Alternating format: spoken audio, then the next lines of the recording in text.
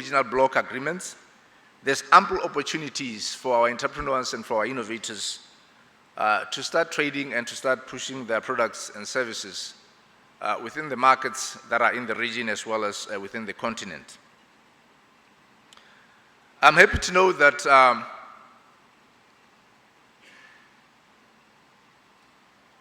when we really want to take opportunity of the global value chains, which constitute to 2/3 of all the international, the global business deals, there is need for us to effectively and efficiently ensure that our innovation ecosystems, our innovators, our entrepreneurs are fully aligned and are provided with the best of services and interventions that will ensure that their products and services reach those markets. And it takes quite a number of interventions. This morning, therefore, we've got a number of speakers and panelists who will help us in divulging into this particular topic of how is it that we can foster entrepreneurship for industrialization within our region and beyond. So without saying much ado, ladies and gentlemen, I would like to invite my colleague, Sharon Imvula, who's going to introduce the panelists and the discussions this morning. Thank you very much. Good morning, ladies and gentlemen, and thank you for joining us for this session. As Dr. Tacheba pointed out, this is quite an important session because entrepreneurship, not only as a livelihood, but as a creation of wealth, is really a very important aspect for the industrialization agenda for a lot of our growing economies in SADC. So just to outline briefly our program for this morning, we will have 3 speakers. Please hold your questions and answers for after the 3rd speaker, and then we'll have a question and answer session then, where Dr. Tacheba will take over as well. We will also take a very short tea break before we move into the panel and hear from our 5 panelists. So without further ado, I'd like to introduce our first speaker. He is the Country Director of the Human Development Innovation Fund here in Tanzania, Mr. Joseph Manirakiza. Can we give him a round of applause, please?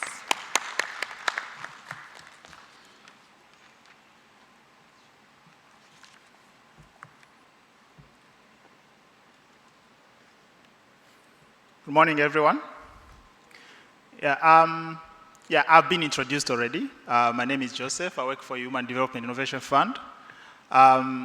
Since we are talking about entrepreneurship for industrialization, we know that innovation plays a critical role in reaching where you're going, I'm going to be talking to you about the project that we are implementing and basically what we have learned through it in a bit to scale up the kind of innovation we'll be seeing. So what is Human Development Innovation Fund? This is a project, or rather a program, which has been set up by the UKAID in partnership with the Commission of Science and Technology in Tanzania. And the aim is basically to, sorry, let me look at how it works. Oh, sorry. Yeah, so what we are looking at basically to achieve Tanzania, which supports and embraces innovation. That's our big vision.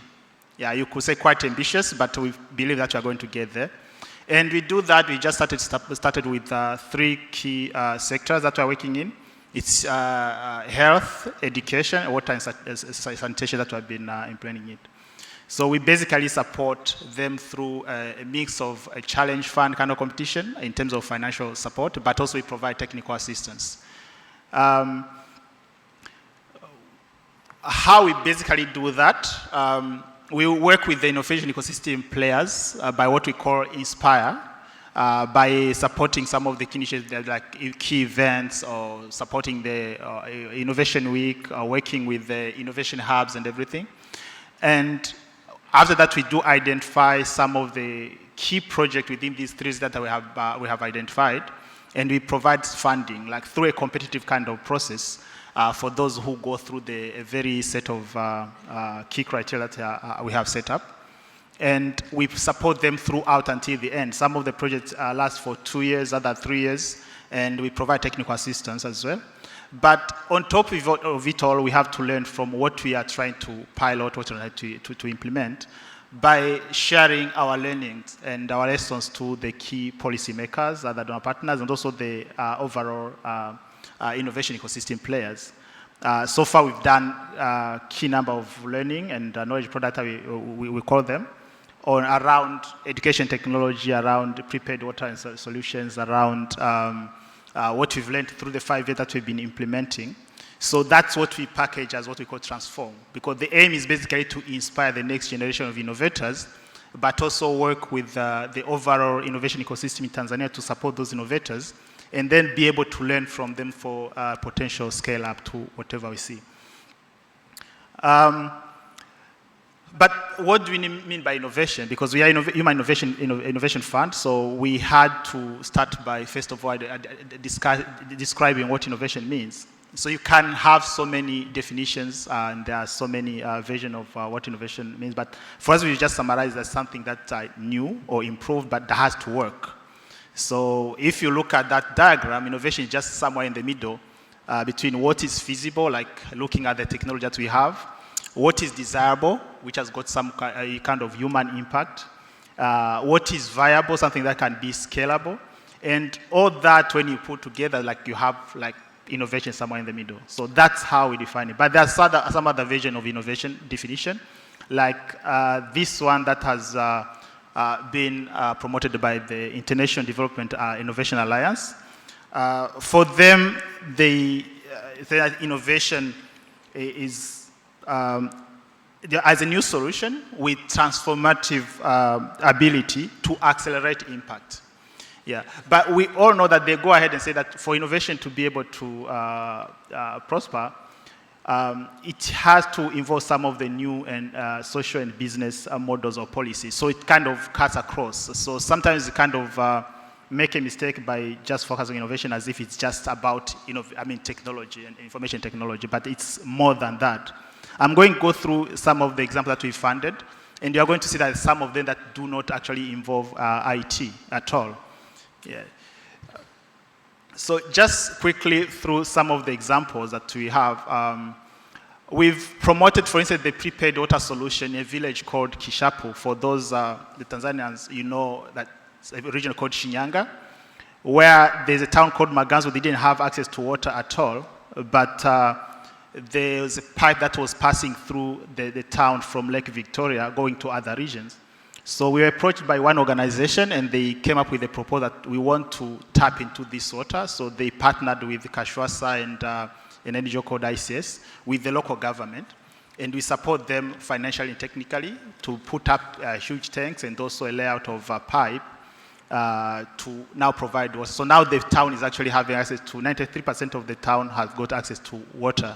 So that's just one of the examples that we do fund that actually support the development.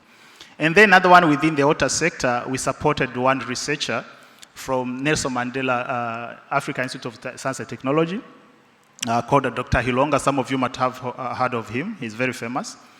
And we moved him from research, that he's just doing research in lab, actually applying his PhD, how he can apply the nanofilter kind of a theory to providing solution to his village that didn't have access to clean water.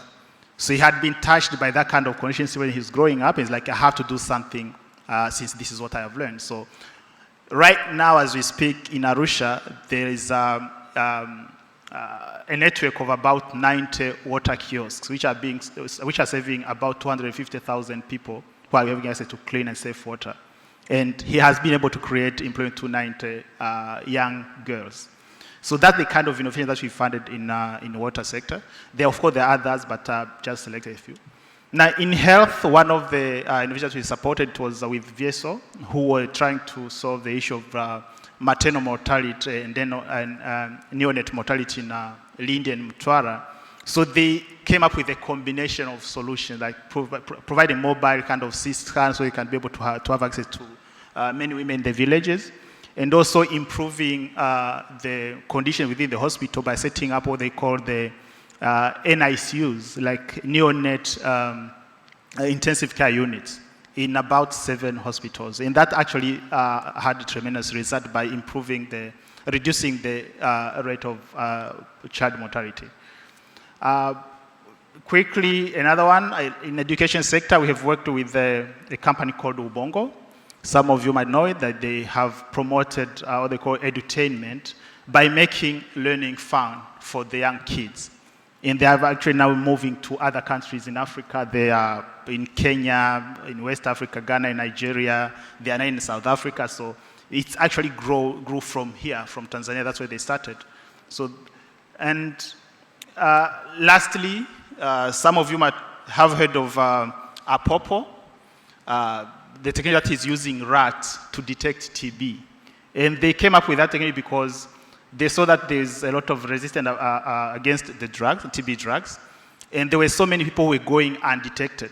And working on the ability of the rat to actually, they have got a strong sense of smell, like they can actually use that because they were already using them in detecting landmines. So they applied that one. And they have set up a lab in SALAAM that we have supported. It's actually working very well with also the government institutions. Yeah. But after supporting all this, what does it actually mean? Because what we are doing here, we cannot solve all the problems, but we are trying to support some of the pilot innovations, be able to learn from them, show that actually they work, and then we disseminate the learnings from them. And what we're trying to tell all the players is, like, there are some of the conditions that have to be there for innovations to flourish. So those are the things that the most institutions that work with us have to kind of learn from. And what does it take for those kind of innovations to be able to grow and scale? One, there must be a strong ecosystem of favorable enabling conditions, right? And by condition, we talk about better policy, we talk about regulatory frameworks, we talk about open data and standards. We're talking about expanded access for innovators to resources. By resources, we mean like financial resources, human resources, and everything.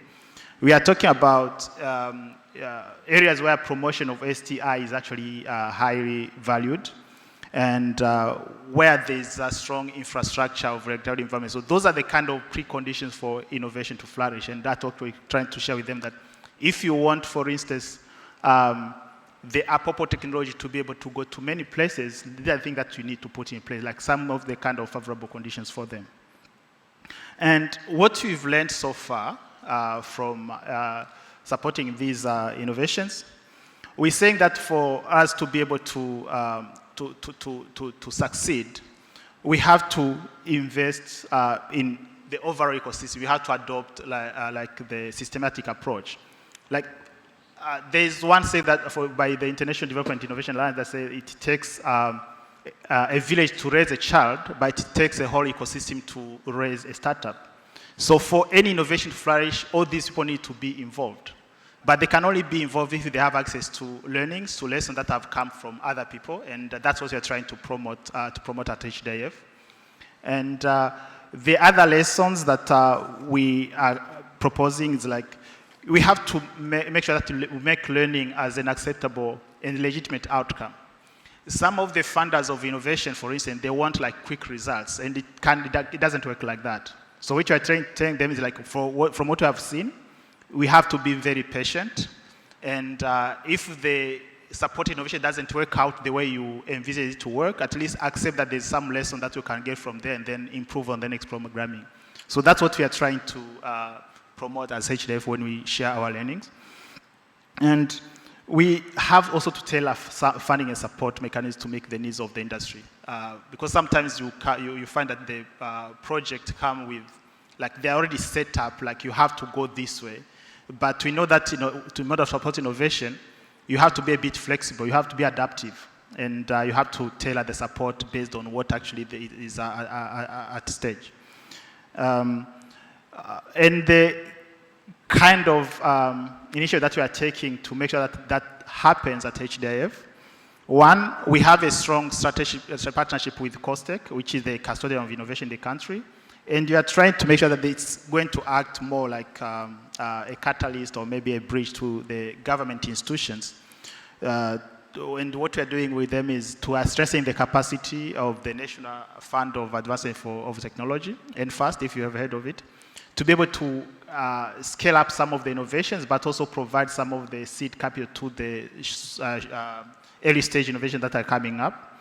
But we also support the development knowledge transfer and evidence-based policy making. So that's what we've been working with the experts from COSTECH to be able to strengthen their capacity so they can act as the advisors to the government and ministries to be able to implement evidence-based making.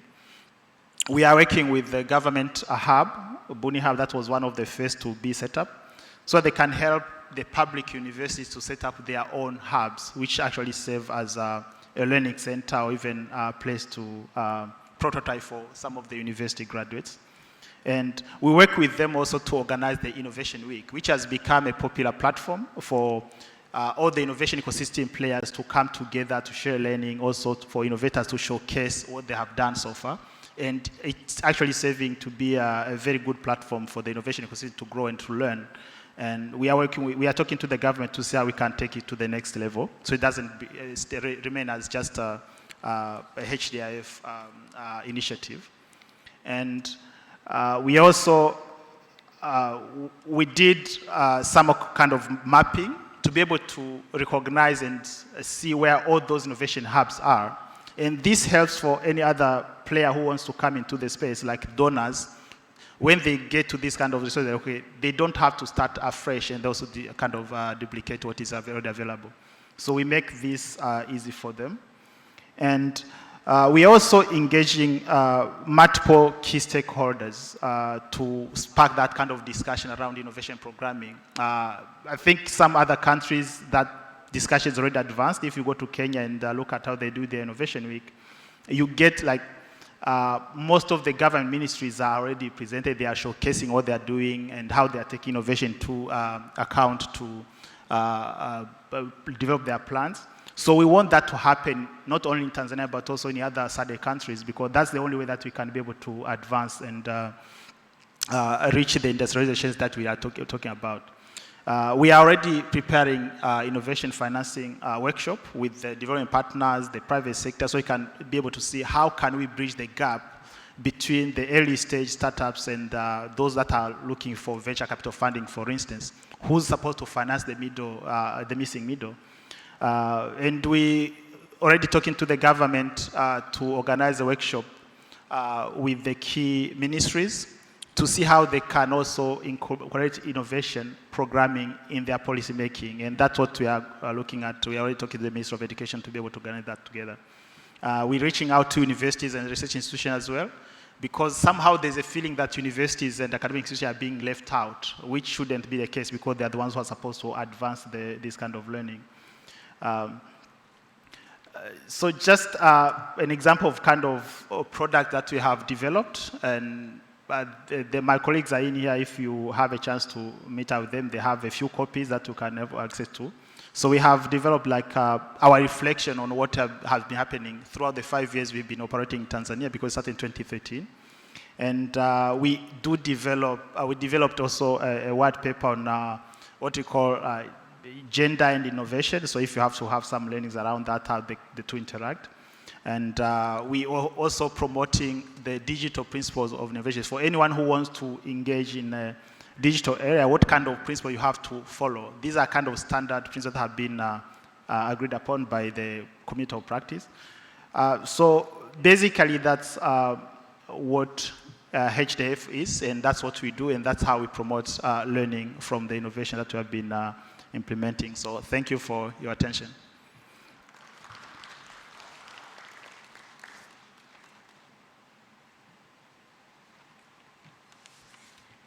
Thank you very much, Mr. Manirakiza, for that insightful presentation on the support and technical assistance that HDIF offers in the ecosystem. I think one of the things that stood out for me was, scaling innovations, and having a feasible environment for entrepreneurs to prosper in terms of tailored funding and not a one-size-fits-all approach for everyone.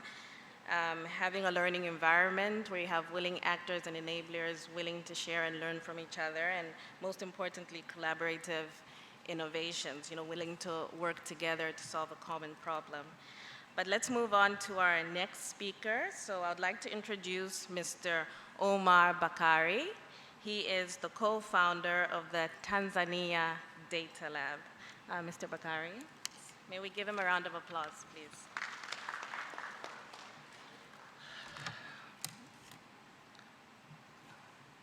Thank you very much. Good morning, everyone. So,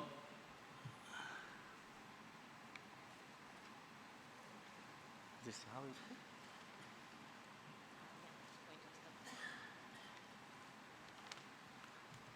Huh? Or you can do that for me.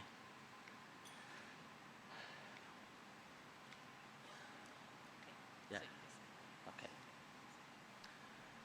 Okay, so I'm going to talk about more in terms of the data.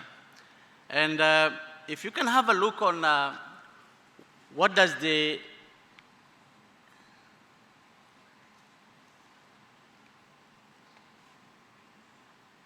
what is this? Oh my goodness. Yeah, please. So I'm going to look into how. That's not mine.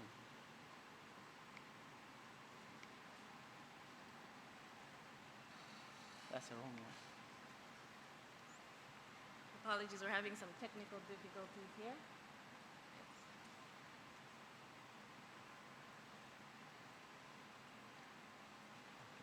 So please help on that. Okay, so I just want to find out in terms of the use of data in the innovation management. And the first thing that I don't know. So the first thing that I look at it, how does the global communities and the local communities perceive the data that we want to talk about today? So do you want to go into the back of the... So this technology is going to be crazy here. So,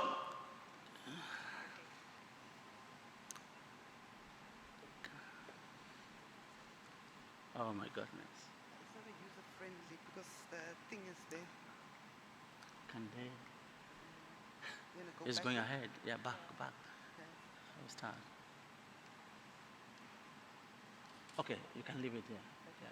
So let's start from there. So when you move forward, you press the middle one. Can you just give us so that? Okay, so you move the middle one. Okay. Yeah, so just point it there. But you press it once. Okay. Yeah, because it takes time. Uh-huh. If you keep on pressing it, that one it will move All fast. right. Yeah. So Okay. just press it once. And then if you want to go back, it's that one there. Okay, so I will hold this Yeah. now. Okay. Okay, so you can see the perception of data from the global communities and the local communities that data is valuable resources. Data is the future. Data is confidence. So there are so many positive values that data are associated, and we have to maximize it. And then the key question is,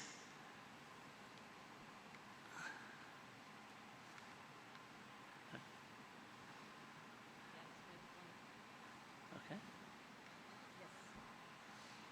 So the key question is, how do we effectively use and efficiently use this data? And this is the question that I want to pose to all of you guys in the context of either a SADC and a SADC member countries on how do we maximize effectively this data that we are saying it is valuables. And again, from the Tanzanian context, this is where Tanzania Data Lab was established. And we established this to actually try to participate in addressing the effective use of data. One of the major approach that we took was to focus on the communities wherever we do in addressing these data. And we design some of the core services that they are going to stimulate the use of data and create an impact. And in the community context, we meant to talk about the private sectors, academia, and the citizen themselves. And as you can see from this graphical presentation, there are core 3 areas that we really focus where the community is the center. And this is the building the confidence of using data through capacity building. So that is one. And the second one was to stimulate innovation that utilize data to make things happen, and we're going to see that in a minute. And another area is how we can use or develop data science solutions that address communities' problem. Okay.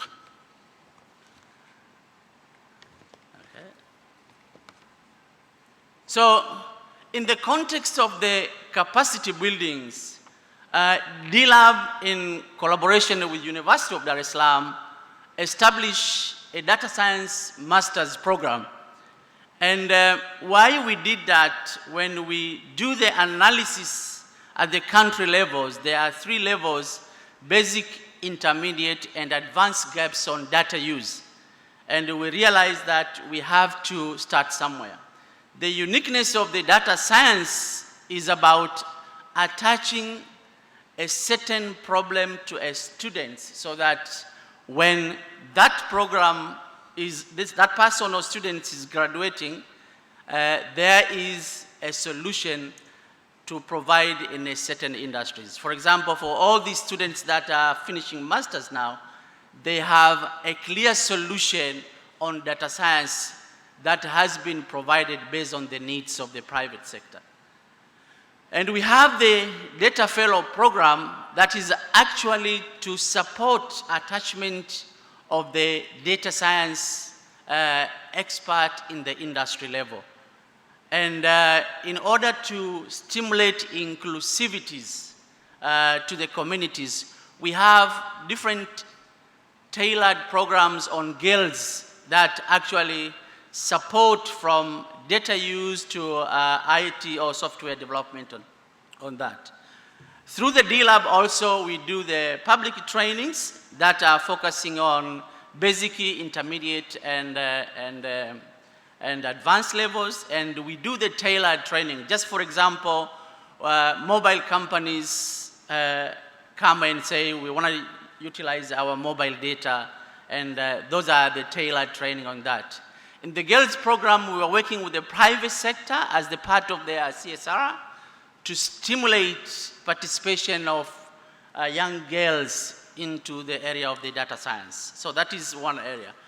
But I'm sure for this presentation, the major focus on innovation in data, and in our innovation component, we have Innovation Challenge Fund. And this Innovation Challenge Fund, it stimulates people to use data to develop an innovative solution that can either address a problem or create an opportunities. And how we do that, we're going to see that in a minute. And from the D-Lab perspective, we believe fund is not only support that can realize the innovative ideas that an innovator has. So we have associated innovation challenge with some targeted services or support services like mentoring, coaching, and linkages. And just for this pick, for example, this is a mentoring program where the master's students who are beneficiary of D-Lab scholarship are providing to innovative girls who are supposed to come up with innovative solutions on the problem that they have identified. So you are seeing from the advanced level support is coming down to the intermediate and basic level, where also those beneficiaries of the D-Lab scholarship are getting into the system.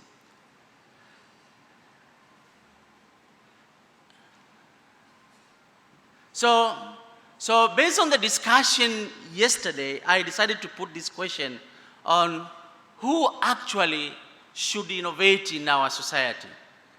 And in the discussion yesterday, I was hearing people saying the innovators, when they do this, then the government will do this.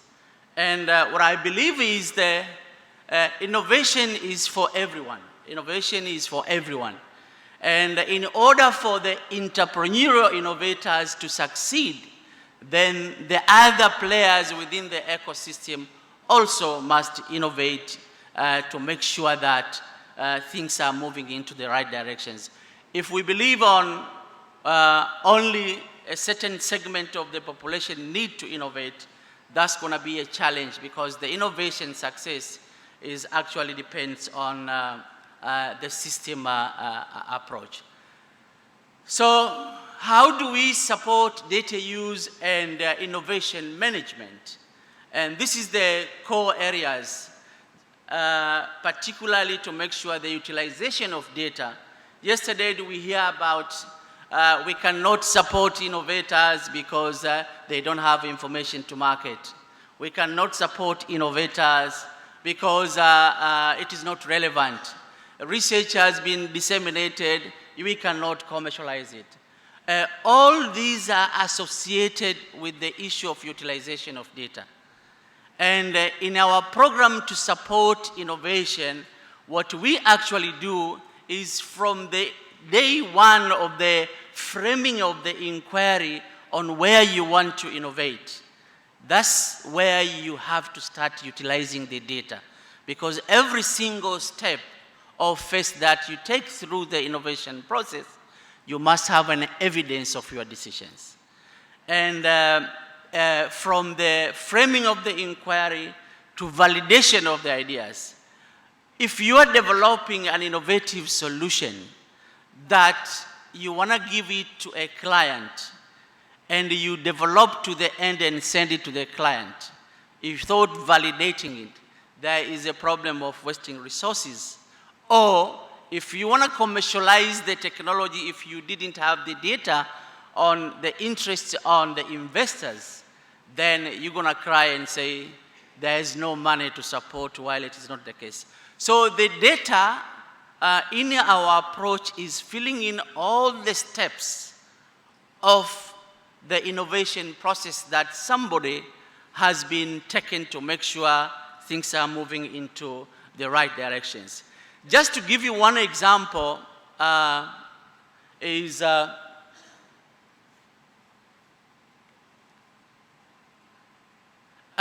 in the education sector, just a simple example.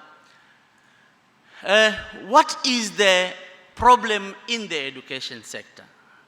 So everybody will talk, but I think the data will tell us what is the real problem.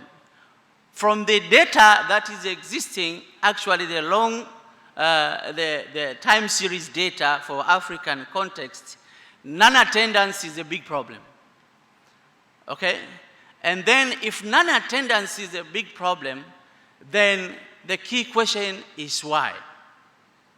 So that's where you can also, based on why, you can collect the data on some of the parameters that are stimulating that non-attendance. And through that, you can develop a model using the imaging technologies like artificial intelligence or whatever it is, to make sure that you are able to predict in a certain district what is the real problem. Because remember, the non-attendance problem is not going to a uniform problem for each particular district to be the same. Some it will be the distance, some it will be different. So the availability of data and the use of data to predict based on a specific location give you an evidence-based decisions. And this is the kind of decisions that in a country like us where the resources are very limited needs to be tailored onto it. So data become an ingredient for all steps on developing the technology, because the technology itself has no value at the end of the day if it doesn't use relevant and correct data that is in place. So, what are the issues on supporting data and innovation in the current in the current setting? There is different and here is different. Oh, sorry, wait. Okay. So what are the key issues?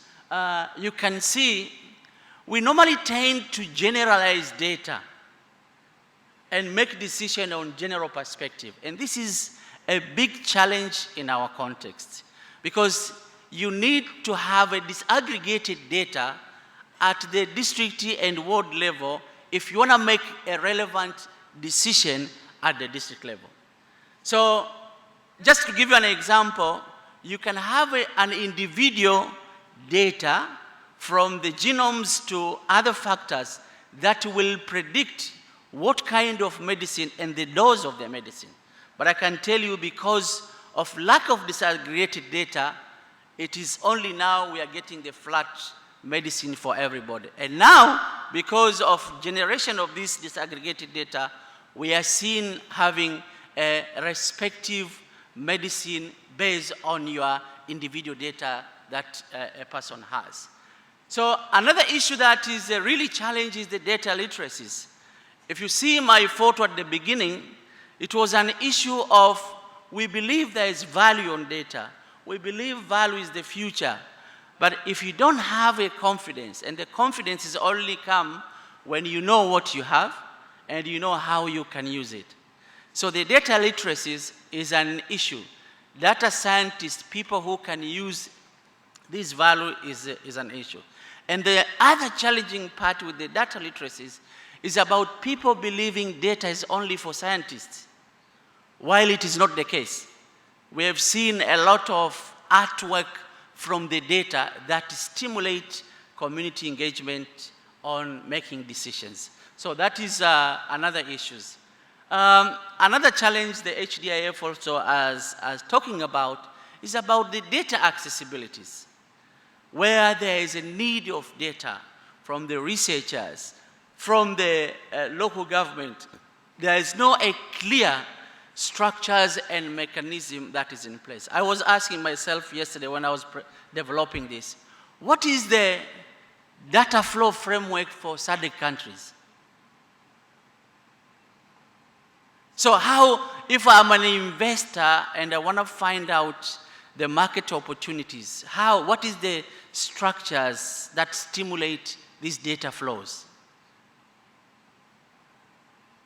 So those are the things that need to be, because without a clear framework for data flows, I think even the issue of industrializations and trade, regional trade is going to be a challenge, because you'll not be able, you can just go blindly to any area. So these are the things that need to be addressed. The issue of technology development. Now we are going to a generation where data and technology is going to influence the human decision.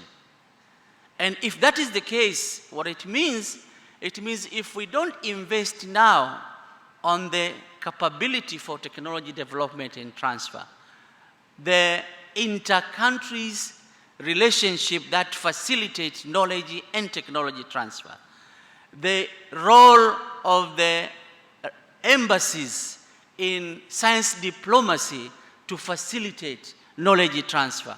If that is not a continuous that is happening within our regional integration, that is SADC, I'm pretty sure we'll lag behind. And I can tell you the technology on using data is going very fast. The key takeaway that I want to share with you are we really need to invest on strengthening the data value chains, because that's where, from the generation to use, we can be able to make things happen. And that's where the innovators will maximize the availability of data and identify the gaps and opportunities for them to come up, if it's an entrepreneur or innovators, to come up with a business opportunity that they believe can happen. And another issue that is, I want to take you guys to take away, is it's about thinking all things start from where the community are. And that's where you can innovate and make money. That's where you can innovate and make an impact. And I can tell you, if you don't have a clear strategies on data revolution at the subnational level, I believe the availability of data and the accuracy of data at the national level is going to be a really problem. And if at the bottom there is a garbage, at the higher level it's going to be the same. So these are the key takeaways on how we could stimulate innovation and data to make things happen. So in a nutshell, those are our experiences, and if you want to know about the impact of data and innovation for innovation we have developed, feel free to come and save your date for 2nd to 6th December. We're going to have a global event that everybody is coming to share the experience of using data and create an impact, either making a business or addressing a solution to the community. Thank you very much.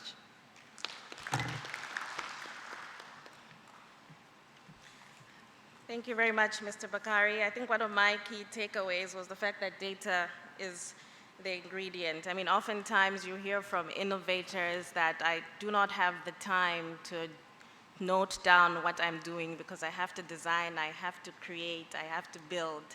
But if you do not have evidence of this building process, then your solution cannot be commercialized, and this becomes a challenge.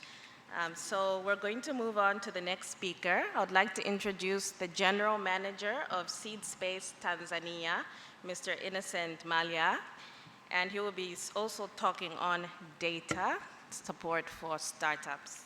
Can we give him a round of applause, please?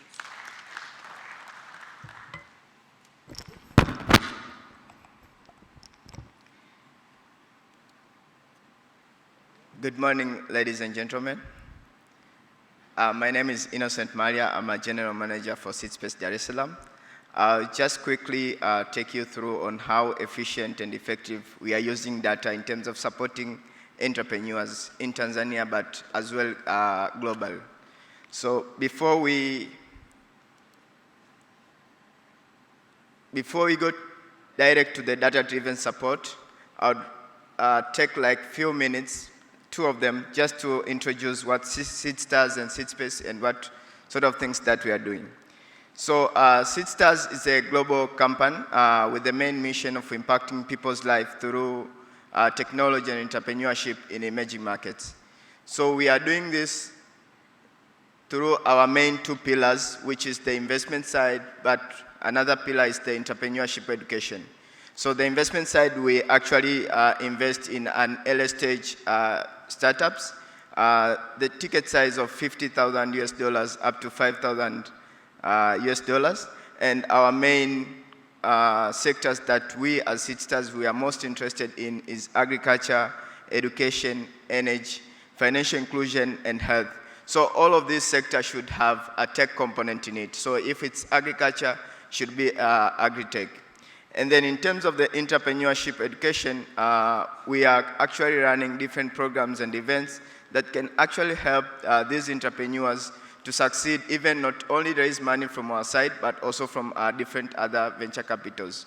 So these 2 pillars, we have built them under a very big foundation that we have been building for the past 6 years, which is a community. And then the community, it's where now we have the network of hubs, whereby these change makers, the entrepreneurs can work from. And these are called Seed Space. So currently we have them, we have 15 of them in the world, and 5 of them are actually in Africa. And we have also been able to build a network of stakeholders, like 100,000 that can actually interact with these entrepreneurs and change makers and bring impact to the society. So the main objective of ours is to provide founders of startups with the access to the equity.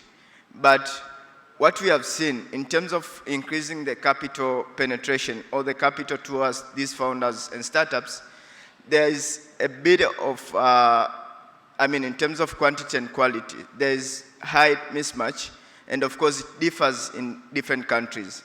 And that's why we came up with different programs and events that can actually help these entrepreneurs now to increase the quality, but most important also the quantity, and to attract and absorb more of the investment that are actually out there.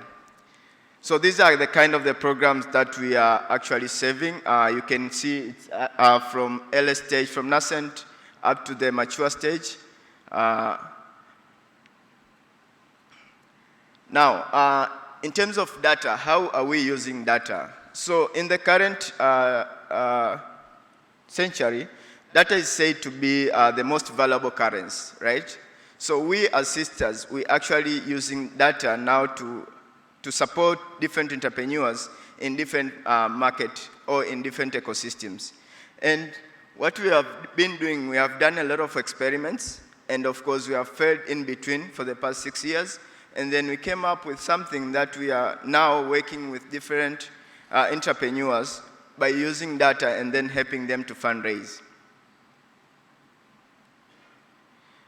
The question is, why are we using data? So data for us, it allows us to make a decision that lead to the better products and services or solutions that we can offer to the market. But also it helps us to make our investment decision whenever we want to make an investment to a certain startup or an entrepreneur.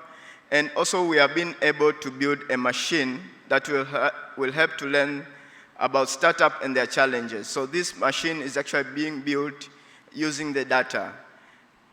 Mostly important, we have been able to gather the additional insights for different countries using the data in terms of 3 aspects. That's the environment, opportunities, and challenges. And then we came up with what we call the Seed Stars Index, which it's a write-up for every year, and then we actually release it just to give an overview of any country that we visit in terms of the entrepreneurship ecosystem, in terms of its growth, in terms of the opportunity that's available, and what sort of the challenges that has been faced.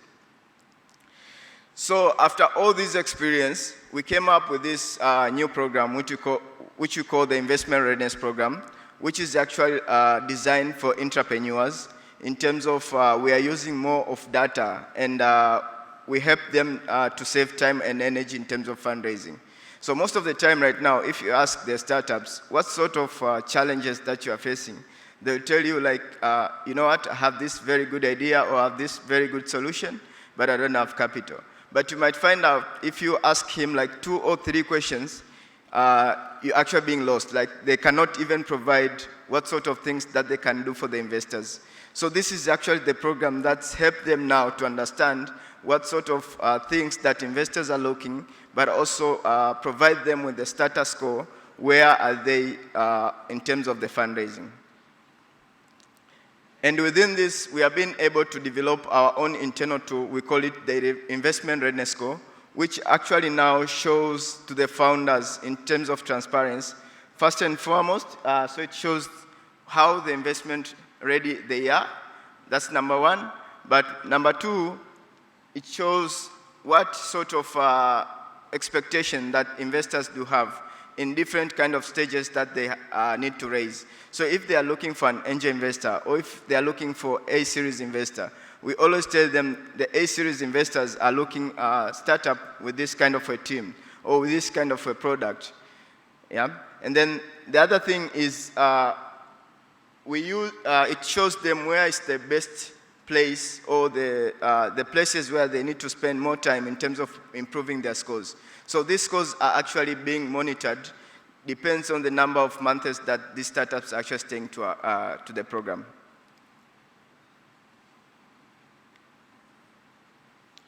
So this is an example of the investment readiness score.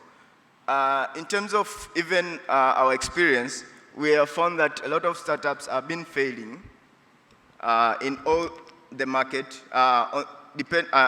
from the 7 factors. It's either they don't have the right team, or it's either they don't have the right product and the market fit, or it's either they don't know anything about technology and operation, or sometimes they have the right product, but they don't know how to actually produce more revenue and grow. And the other thing is they have never come across with the financial management and legal and admin, but the last thing is fundraising. So for each topic, we actually send them, so first we do the training with them for that particular topic, and then we send them the investment readiness score for them to fill their status score. So in terms of the investment readiness score, they have been asked a couple of questions, and they actually need to present where they are or where they stand. So for example, this is the one of the, it's just a sample. So you can see it shows you where the startup name and startup country and where they actually target to fundraising. So for example, for this one, they're trying to raise seed capital for about 250, and the date I've just put it today. So you might find that on Team Talent and Advisors, these guys, they have scored like 39 points. And then the recommended score for this round, which is seed stage, it's 36, of which they have met their goal. But despite of the round, the maximum score that they can actually have, it's 100%. So still, they have 61 points that they need to work on. So we started now breaking it down in terms of what's 61% composed of. So we started like on the founders and C-suite, they've scored 10 and then it's 6, but the maximum score is 10, so which is good for them. They can just keep it. But if you are seeing, for example, for CTO, they have scored 1, and then the recommended is 6. So at the end of the day, this is the area now they need to work on. And of course, we give them some advice and also trying to understand what sort of challenges that are actually making them not to attain the minimum kind of levels that investors are looking after. So we are doing this for all the 7 topics, and of course we come up with a general summary and recommendations, but also mostly important, as we are a global company, we are also comparing them with different countries that we also run the investment readiness program, and of course this the comparison is actually based on the industry. So if they are working together in terms of agriculture, so we are also giving them time to share and learn from each other. So the target output, as I said, is to increase the startup investment readiness score, but also to give some sort of what investors are really looking into. And of course, we actually learn through the process in terms of identifying the problems and challenges, and of course solve them through whether by workshop, webinars, mentoring, and advice, but also we are providing them access to the best tools that they can use. So for example, if they don't have the financial management tool, we actually provide them with the access so that they can actually put their financial data together. But also we do network introduction. So this is actually when we thought like this particular startup can actually now go and raise money. We can actually connect to our different kind of investors, or we can actually invest on our own. So we are in the final process in terms of partnering with SAIS in terms of deploying this program for the next 18 months in 10 countries. And then, so what we'll be looking after, we'll be doing local boot camps in these different countries. And then we'll be awarding the investment readiness program after selecting some of the startups that have been passing through the boot camp. And then now they go through the 3-month program that's actually covering the investment readiness. And later we can, we as seedsters will invest, but also we'll actually make introductions to different investors that we have in terms of the network. Yeah, I think that's all from my side, but just to highlight on, I think yesterday there were a couple of questions that were raised in terms of funding opportunities and stuff, but from our side, what we think, we are seeing is there's a lot of funding opportunities, but in a real sense, these startups are not even ready to absorb these capitals. So it's high time now these startups or to come together or to even, to go through different programs that they can enhance them to absorb different kind of funding opportunity that's available in the world. Thank you so much for listening.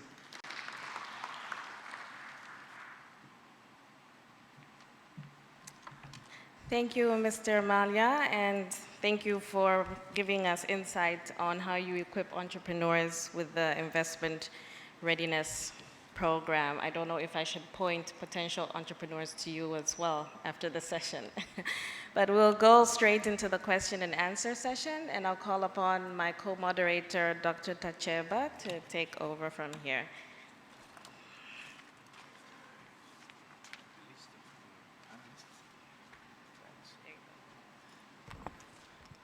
Right. Thank you very much for those very elaborate presentations.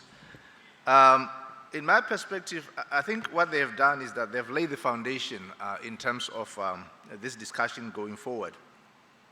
Now, the key highlights, in my view, is that it takes a lot of interventions to be able to support and progress an entrepreneur through the value chain, right from the point of idea to the point where they are investor ready. I think the three presentations have put that quite clearly.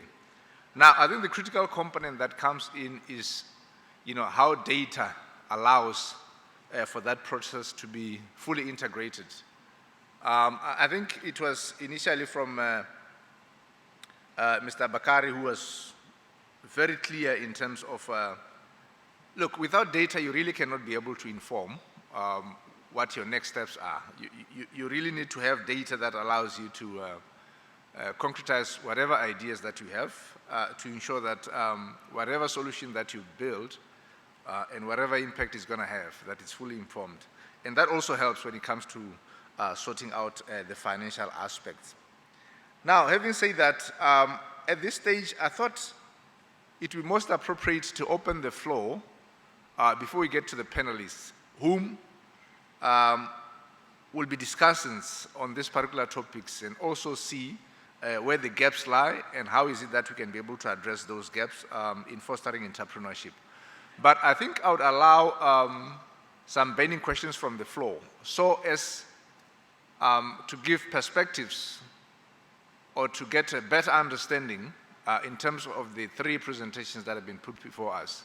So I believe that there are people that have got roving mics or that the roving mics are on the tables, and I'll start taking questions from now. So the floor is open.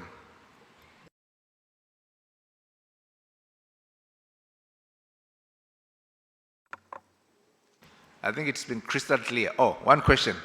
Right over there. Thank you, thank you. A question to Mr. Bakari and then Mr. Malia.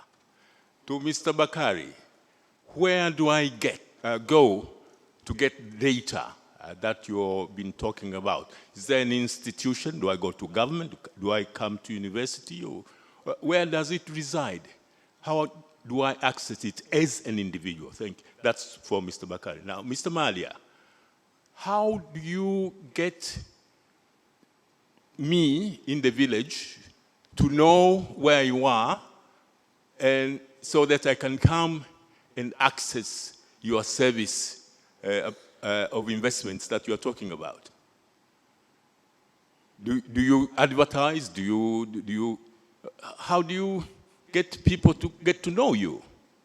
That's the question. Thank you. Right. Before you answer, Mr. Bakari, I think I'll take a few more so that by the time we respond, we've had a few more that comes on. Yeah? Any more questions from the floor? Gentleman right over there. Thank you very much, Chairman. My question will go to Mr. Maria as well. Sorry, your name and where you come from? Exactly. My name is Mr. Gaston Modest Kaziri of Devicom, Tanzania. I would like actually to ask a question from Mr. Malia, the last presenter. In Tanzania, the local government authorities actually have already allocated land, almost 300,000 hectares to develop for industrial activities. Now, I have heard you mentioning something about accessing funds, and entrepreneurs actually have a problem of accessing a place where to do their business. Could you kindly tell us if you can connect us how to develop these industrial parks? Thank you very much. Thank you. Next question.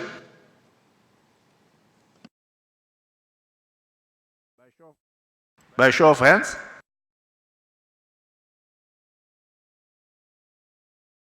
Okay, right over there. In Tanzania, there is a law that prohibits data kind of broadcasting until they come from the government agents. How do they work with Tanzania department that is like actual authorized to give data so that it does conflict, you know, the law? Thank you. Any more questions? Madam over there.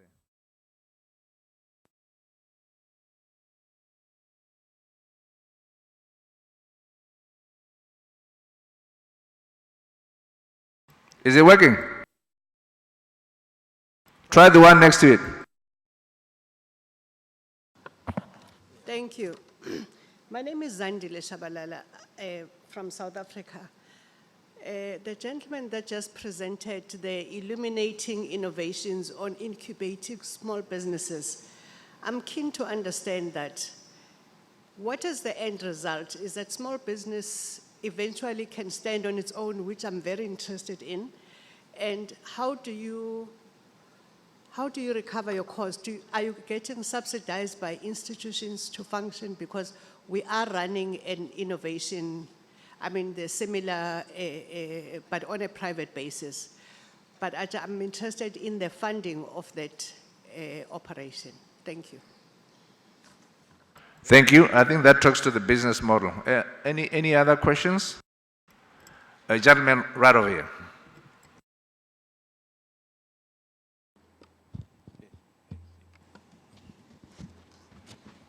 This is Dr. Salum Kihemba, Executive Chairman, Kisan Group. I'm from Tanzania.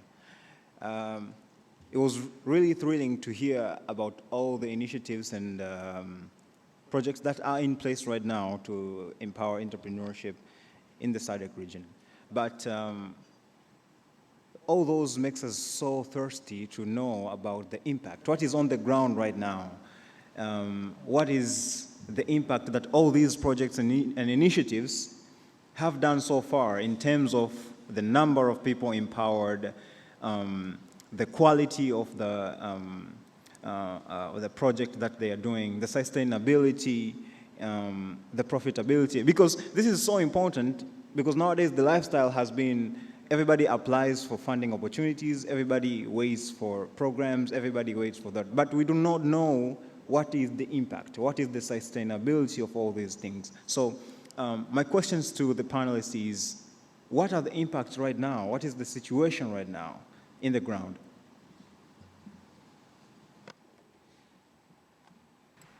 Right, thank you very much. I think I'll allow the speakers to respond to those questions. I don't think that I need to repeat those questions. I think the first one was to Mr. Bakari on where do we get the data? I don't know whether you can respond to that one first.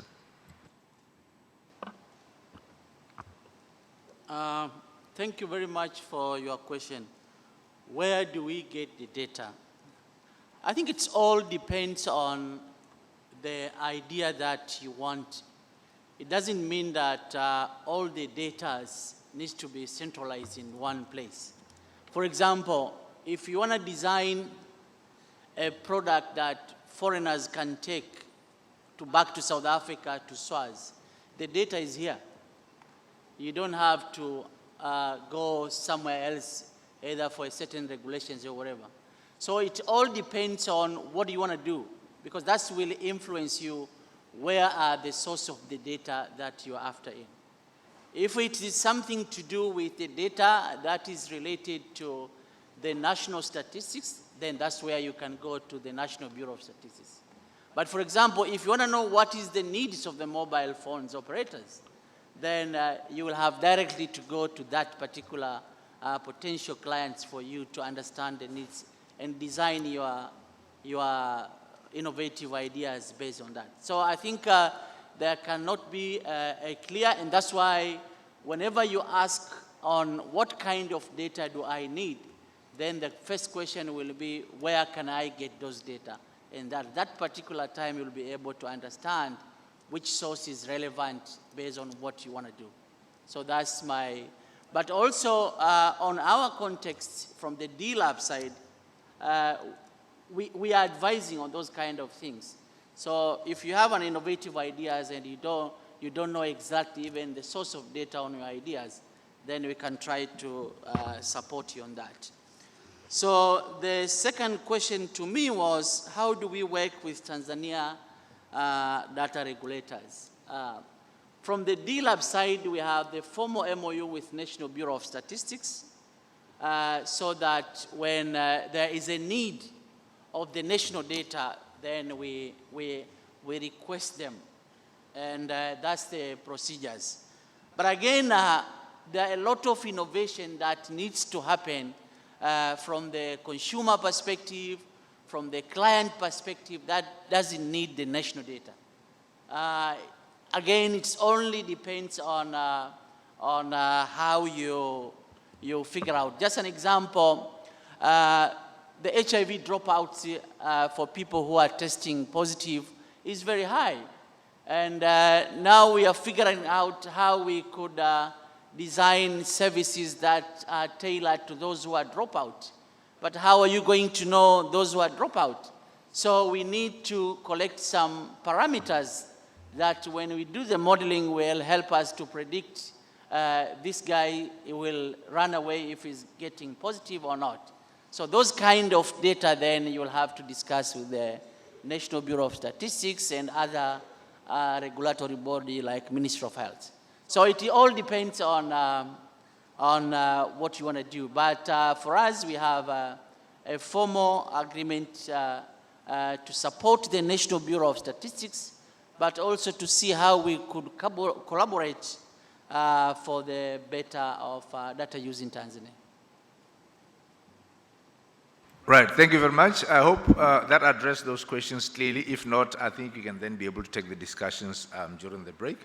I think the next set of questions was to Mr. Malia, and I think it was in general talking to, how do, the originator of the question, how do they get access to the fund? Thank you for this. So the first one was how a village person can get to know about SeedSpace or SeedStars, some sort of what we really do.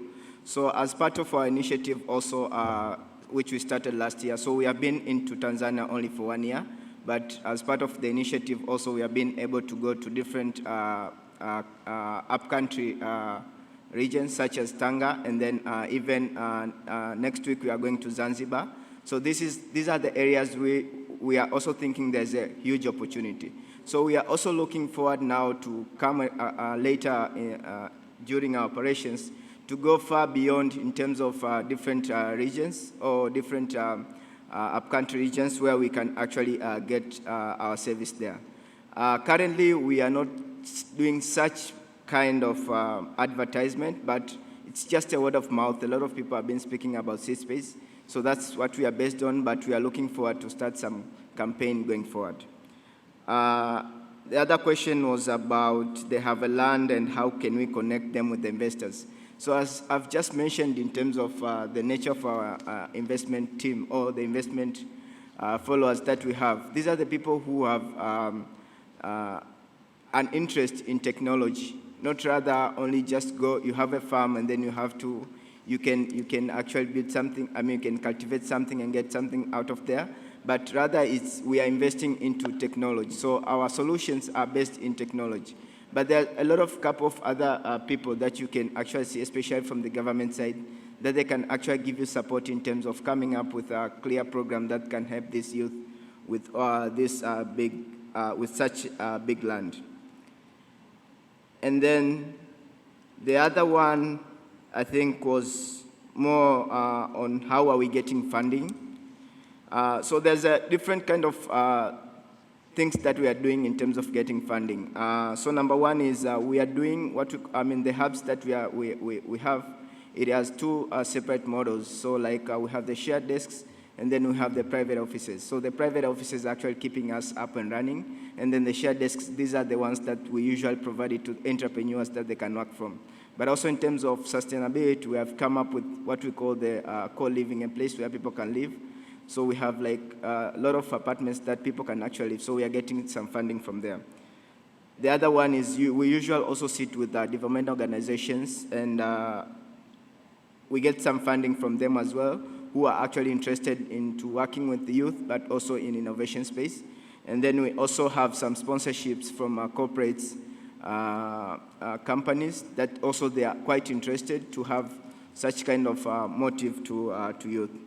But mostly important also, we as SeedSpace, which is actually a hub under SeedStars, we have our own investment vehicle that actually can allocate some funding that we can put together in terms of running different programs and events that we have in different locations, because currently we are doing in more than 80 countries worldwide.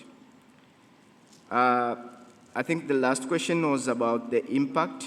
So the investment readiness program that we have just spoken about is the program that we have just launched this year, and then we have just trained 2 cohorts.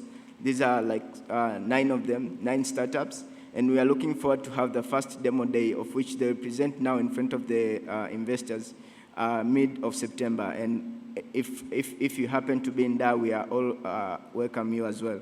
So in terms of the impact, we have seen very good progress in terms of how they are looking right now at the time where they came. And then now, but we can now define our impact in terms of what we have been doing in the past as SeedStars. So we have been also able to invest in a couple of companies in Tanzania and of course in Africa in general. So in Africa, we have invested in Agro Center, which is located in Ghana. We have invested almost $500,000 US. But also in the past 3 years, we have invested in one of the companies in Tanzania to the ticket size of 50,000. But we are looking also forward to invest some more.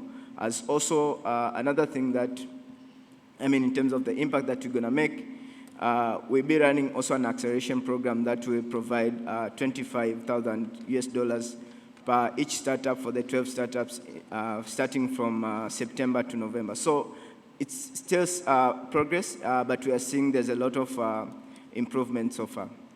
Thank you. Right. Thank you very much. I think, yeah, those questions were very much relevant. And I think in my view, just to give into context before we go to the next set of questions, I think as we are discussing entrepreneurship at regional level, I think we need to see how we can be able to sort of expand the level of questions to sort of address it at that particular level. I've come to appreciate that most of the questions are pretty much centered around Tanzania and the experiences.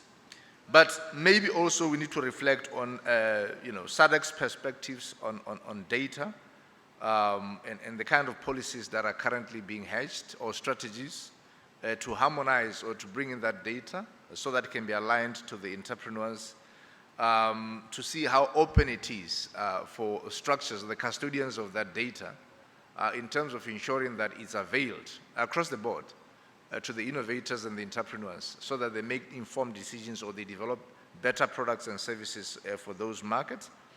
I think the gentleman that asked the question on statistics was pretty much point on. We need to know, what are the numbers like? I know that most of the statistics or most of the generic information that is available are the kind of statistics that are generated at global level. You have your global innovation indexes, and I really appreciate the initiative of SeedStars in terms of going to the point of saying, how do we come up with models where we can have some form of a dipstick to walk into any country and then be able to sort of have some specific metrics that we look to, and then come up with some kind of feedback to say, look, this is what the entrepreneurship space looks like. So I think those are the kind of questions that I think are pretty much relevant in this particular topic, so as for us to appreciate where the gaps are and how is it that we can be able to address them. So I think at this point, I can be able to also then still progress and ask that we get maybe 3 more questions, a last round of questions before we get into the panelists. But I think for the panelists, just those key highlights, I think that's where the relevance is in terms of, you know, what are the regional perspectives on this particular issue. Right, I'll start with the gentleman right here. Hello, I'm David, an expert in regional integration. My question goes direct to... Can you speak a bit louder, sir? I'm David Msabi, an expert in regional integration. I'm a Tanzanian. I would like to ask one question to Mr. Maria. My question is, we know that business is always oriented for profit maximization. And there is a problem or a challenge when it comes to business ethics. I wish to know, how do you ensure or make an assurance to innovators that their copyright and their innovative ideas will not be given to someone else who might inject finance to your organization? Thanks. I think there's a question on intellectual property rights. Next question.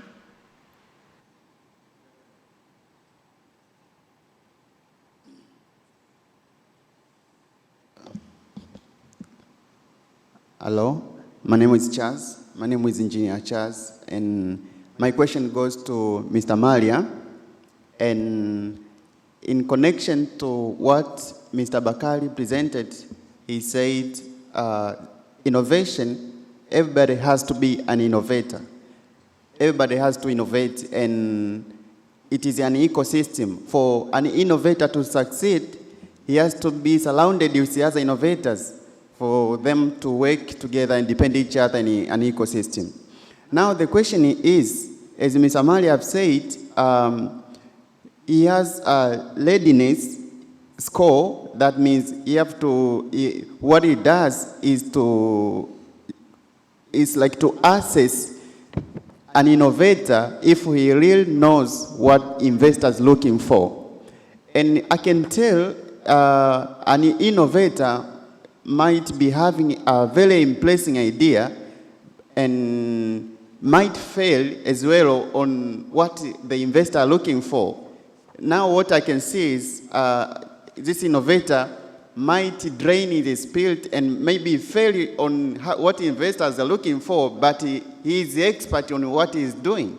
So can't you see there is a need for you to let everyone to play part in the ecosystem? I am an innovator. I don't need to be a marketer same time or promoter same time. I need someone to promote what I've invented, and so I don't have to be that. So let innovators be innovators on the field they are doing. Same time, just give another chance for others. If to promote, then prepare promoters of those works. If for investors, then prepare investors to go to innovators. So let everybody play part. Can't you see that you need to apply ecosystem? Thank you very much. I think that was clear. One more question. Lady over there. Thank you very much. My name is Martha Luleka from Tanzania, and fortunately I work in the local government where I'm seeing a lot of developments in terms of entrepreneurship, in terms of small industries and others. What I'm hearing here is like we are more or less talking about the startups. That means we want to start very rightly, in the right cause. But at the same time, we have already started long time before we came to this meeting. These small industries are there. And to me, it would have been so critical to learn how to nurture and mentor the ongoing industries which have been established before or without the kind of knowledge which is being imparting here. And I was also thinking, and now I have to think aloud, now where do we take the findings, the research findings into application? Because the growth of many universities in our countries, they are coming up with a lot of research findings, but I don't see the linkages, strong linkages between the theory coming from these findings and the applications to the existing industrialization programs or industries in the SADC region. But it is from this thinking I want to say that maybe we could have had some experiences from other countries which have performed better by nurturing or mentoring the existing industries or small and medium enterprises existing in different countries. Thank you very much. Thank you very much. I think if I hear you well, you're basically making a distinction between specific focus on startups and what you term to be existing small industries that needs to be nurtured, still within the same framework of entrepreneurship. So I think they will respond to those. At this juncture, I think I'll allow the presenters to reflect on the questions that have been put forward. I think the first one was on protection of intellectual property, I think, and that went to Malia.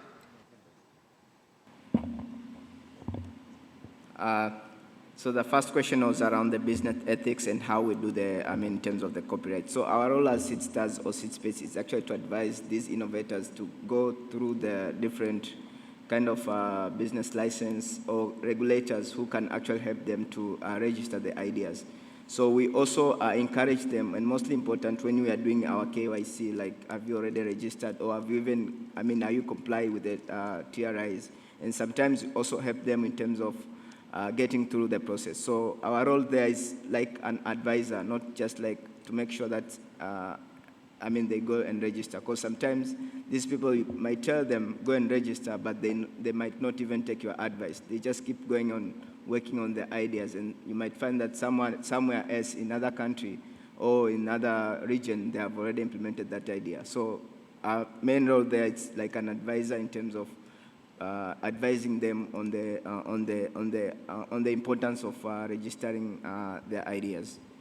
The other question was about, if you are an innovator and then you just want to deal with innovation and then you don't want to hear about marketing and stuff, but then as an investor, my friend, the investors are also looking into a team. So if you are an innovator, right, you are the co-founder, say, for a company. So how are you also able to collaborate with your other teams that you can actually put forward your idea? So it does not mean that you need to work on your own and then you need to leave the rest to the other people. But also you need to know and to understand your business. And then also you need to know and understand how can you build a strong team that can actually help you in terms of implementing your idea. And then that's why we have this program that can actually help you as an innovator who doesn't have any idea in terms of financial management or in terms of growth and marketing. It can actually help you now to understand different aspects that they can help you to push forward your idea. I think the other one, Joseph might have something to chip in. Yeah, Right, yeah, thank you. Yes, the gentleman who said that he would just want to be an innovator, he also referred to, okay, there's an ecosystem, how do I get a tap into it? I think that's exactly the whole point. Luckily enough, I think the innovation ecosystem in Tanzania is growing steadily. And there are so many hubs, there are so many accelerators that we can actually tap into. If you just want to be an inventor, your route is going to be short. So which at the end of the day, you have to build other skills that you do not have. Of course, there's that one of like teaming up with people who can actually provide, complement your skills. But there's also yourself understanding the ABCs of running a business if you want to turn it into a business. We understand you're going to have your strong point, but at least a good thing is you have so many right now, meet up place where you meet people who are going to share their experience, and you also can learn from them. So that's one, I think you just need to kind of take advantage of the interconnected kind of ecosystem in Tanzania, which is going to help you build your business. But maybe before I move to the next, there's someone who asked about the impact of all these initiatives that people are talking about. Like, I mean, everyone is talking about funding innovation. Like, what is actually happening on the ground? I think my presentation actually gave a few examples of some of the innovation we funded and actually provided numbers and actually what they are doing. For instance, I gave an example of one innovation we funded, which we took from actually the research lab to now the market. You might want to, if that's actually why you are here, I think you can network. The innovator himself is here, Dr. Ilonga from Nelson Mandela, if you want to meet up with him to actually get the real numbers. But what I said is, when he now got the market, now he has a network of 90 water kiosks, like clean water and safe water, which have employed 90 young girls who are getting now employment. And the numbers I have, they might have changed already. He's reaching out to 250,000 people. Those are people who would be drinking dirty water. I gave an example of innovation of the prepaid water solution that we funded in Kishapu, for instance, which is now being managed actually by the local government in Kishapu in there. That one is saving, they have over about 25 water kiosks, which they're using token to get access to water. And there's a network of kiosks that are now selling token, getting actually commission through that kind of initiative. And over 10,000 people are getting access to clean water. So there are actually a number of initiatives that are actually getting impact on the ground. Not all the innovations are going to be, to get to it, but that's why we also have to include the issue of learning, that what do you learn from them? But at least there's some impact that is actually being created. Yeah. Right, thank you very much. I take it that most of those questions have been addressed. I don't know if there's any addition from the speakers in terms of what you feel may still be lacking. I think there was a question on tapping in the research into use from the lady from the local government. I think it all depends on both sides. First, there are some innovation needs to happen on the way the university are doing their stuff. But at the same time, there is also a need of innovation on the way the local government also are working on. Because I've been working with the local government too, so I know what is going on there. One of the innovative ways that University of Dar es Salaam came up, particularly in this data science program, is students has to go to the industry for research students, identify a client, and the client participate in the research until that research is done, and then the industry is taking up. So we have some successfully product that we have developed from the research go directly to the end user. And again, this is the where you supposed to include the end user at the beginning of your research, not at the end. Thank you. Thank you very much. Ladies and gentlemen, I think we have had a full appreciation from the speakers in terms of their view of supporting entrepreneurship. They've given perspectives from a human capital perspective, funding perspective, technical support, as well as from a data perspective. So I think over and above the questions that they've been able to field very well, I think what really remains is for us to give them a big round of applause.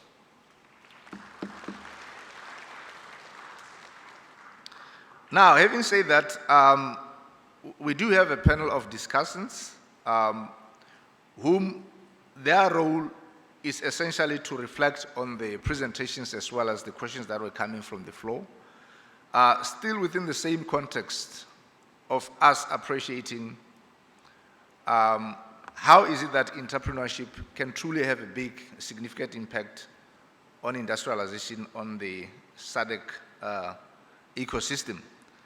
So without any wasting any time, I would ask that for starters, the panelists each starts by giving us a 1-minute roundup about the institutions where they come from and what it is that they're doing that is talking to entrepreneurship support, especially what gaps are they addressing and how is it that they're doing that.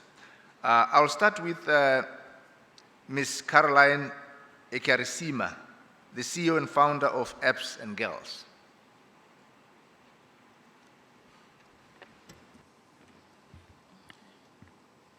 Thank you very much. Good morning, everyone. My name is Caroline Ekarisima, and I'm the founder of Apps and Girls. Apps and Girls is an organization that works to empower girls and young women with ICT and entrepreneurship, and we also provide mentorship and incubation to girls and young women of ages from 14 up 24 to be able to create different innovations and participate in the economic development of our country and of our region. This is how we work. We have programs which work with secondary school students, whereby they are also empowered to be able to contribute, creating startups using technology. This is a group which has been left behind. Many people have not really worked with this group, but they really have brilliant ideas and they are a big resource to our country. And I feel like all SADC countries should also look into this resource. Another program that we run is we are actually implementing this and by the support of SAIS, the South African Innovation Support, which has helped us to implement 2 projects. And one of the projects is called Jovia, which provides advanced IT training and entrepreneurship, and also developing a virtual incubation hub for women. So what happens here is that we recruit girls who dropped out of school, who are between 17 up 24. These are girls who have spent 5 years, 2 years out of school. They're just at home. Some have done petty jobs. They have become housemaids. They have done really a lot of stuff to survive. But we bring them into the ecosystem such that they're able also to earn a living and also to acquire a skill which can take them back to employment. So far we have recruited 36 girls whom we've worked with, and by September they'll be graduating. In this time where we've been with them, some have already acquired a very high competency in web design. They're able to develop websites of any company right now. And if you're a company here, I call upon you to open employment opportunities for them. They're really, really competent. And they've taken a step further, which is very surprising, even before we introduce them to our entrepreneurship curriculum, but they've already developed different innovation ideas, of which some have already acquired clients. So this is the group which was really left behind. And I feel like if SADC, if our region could also keep investing or including these different groups who have been left behind, then we will lead into the development that we want to see, the industrialization that we want to see in our region. More to that, our second project, which is also supported by SAIS, is a skill development program for girls who have graduated in the IT sector with different degrees in the ICT-related field, while we provide them with very advanced skills that relate to the job market that is available. That capacity building helps them to be competitive. For example, we already have 15 girls who are undertaking artificial intelligence classes, machine learning classes, and advanced programming for mobile application development and different systems development. And also, they're also, with the partnership of Microsoft Africa, they're also undertaking Microsoft certifications. This is to give them an opportunity because, as we know, I'm a computer scientist myself. I graduated, but to be honest, if you would take me to a job to really do things like according to what companies need, I wasn't able, because that we are not taught when we're in universities. So what we are trying to do here is to make sure the young women have the required skills to effectively compete in the entire region, not only in Tanzania. We've seen a lot of our colleagues from South Africa, even from Kenya, coming to work here in different companies. But we haven't seen many young women going to work in different countries because of their limited skill level. So that's what we are doing as Apps and Girls. We really want to have an inclusive, we are implementing an inclusive innovation, which we feel will help everyone, because these young women's contribution is not only for them. They are helping different families where they are from, and also they are growing economic status by contributing the contribution that we really lacked. I recently had a conversation. I'll have to stop you there, Caroline. I think you've exceeded the minute. Okay. But well appreciated in any case. So I'll go to the next speaker. I'll come back with more interventions for you to respond to. I'll go to the next panelist, Catherine Rose Barreto, who is the founder of Pamoja Initiatives, to also reflect on that aspect of where they're coming from and what interventions from an entrepreneurship perspective are they bringing on board. Thank you so much. So just to clarify, I'm actually the co-founder of an engineering venture called 10, which is based in Dar es Salaam, but we have been working across the region. Our aim is to retool graduates and to upskill IT talent through our project-based experiential learning programs.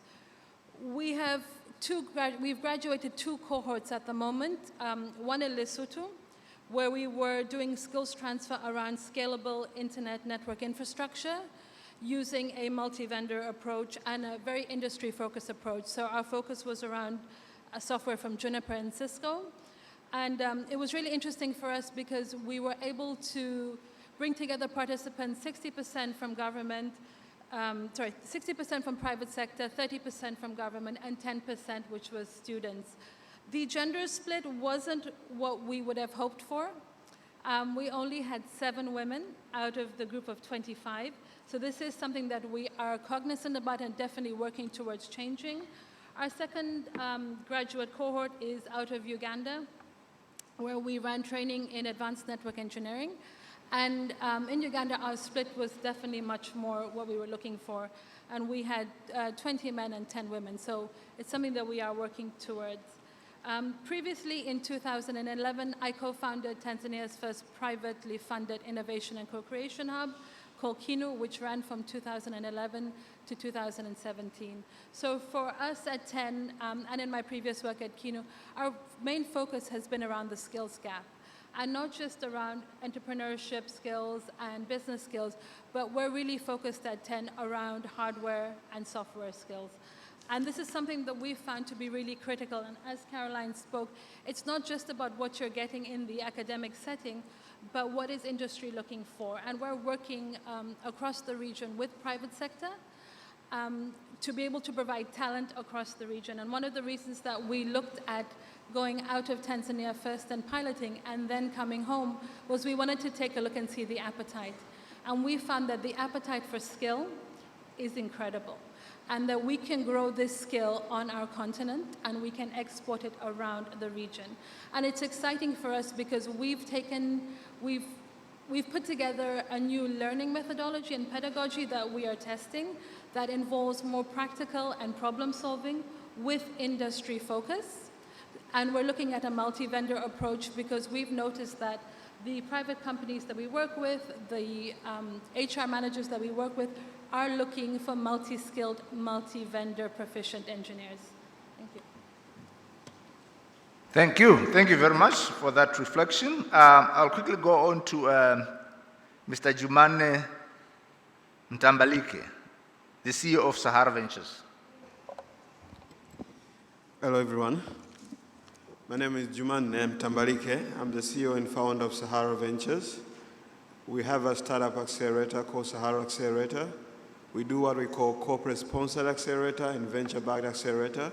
We partner with corporate partner to accelerate startups that are creating solutions at the grassroots level. We work with agencies such as UN agencies, some embassies, and some development partners to co-create and design these acceleration programs. Some of the notable startups that we have supported through our corporate sponsored accelerator include Maisha Package, FarmLink, Ishangazi, Dr. Elsa, Yapili, Agrobot, Jembe. So all these startups have been supported by Sahara Ventures with our partner. And mostly we focus on creating relevant solutions in the agriculture, health sector, education sector through this corporate and venture-backed accelerator.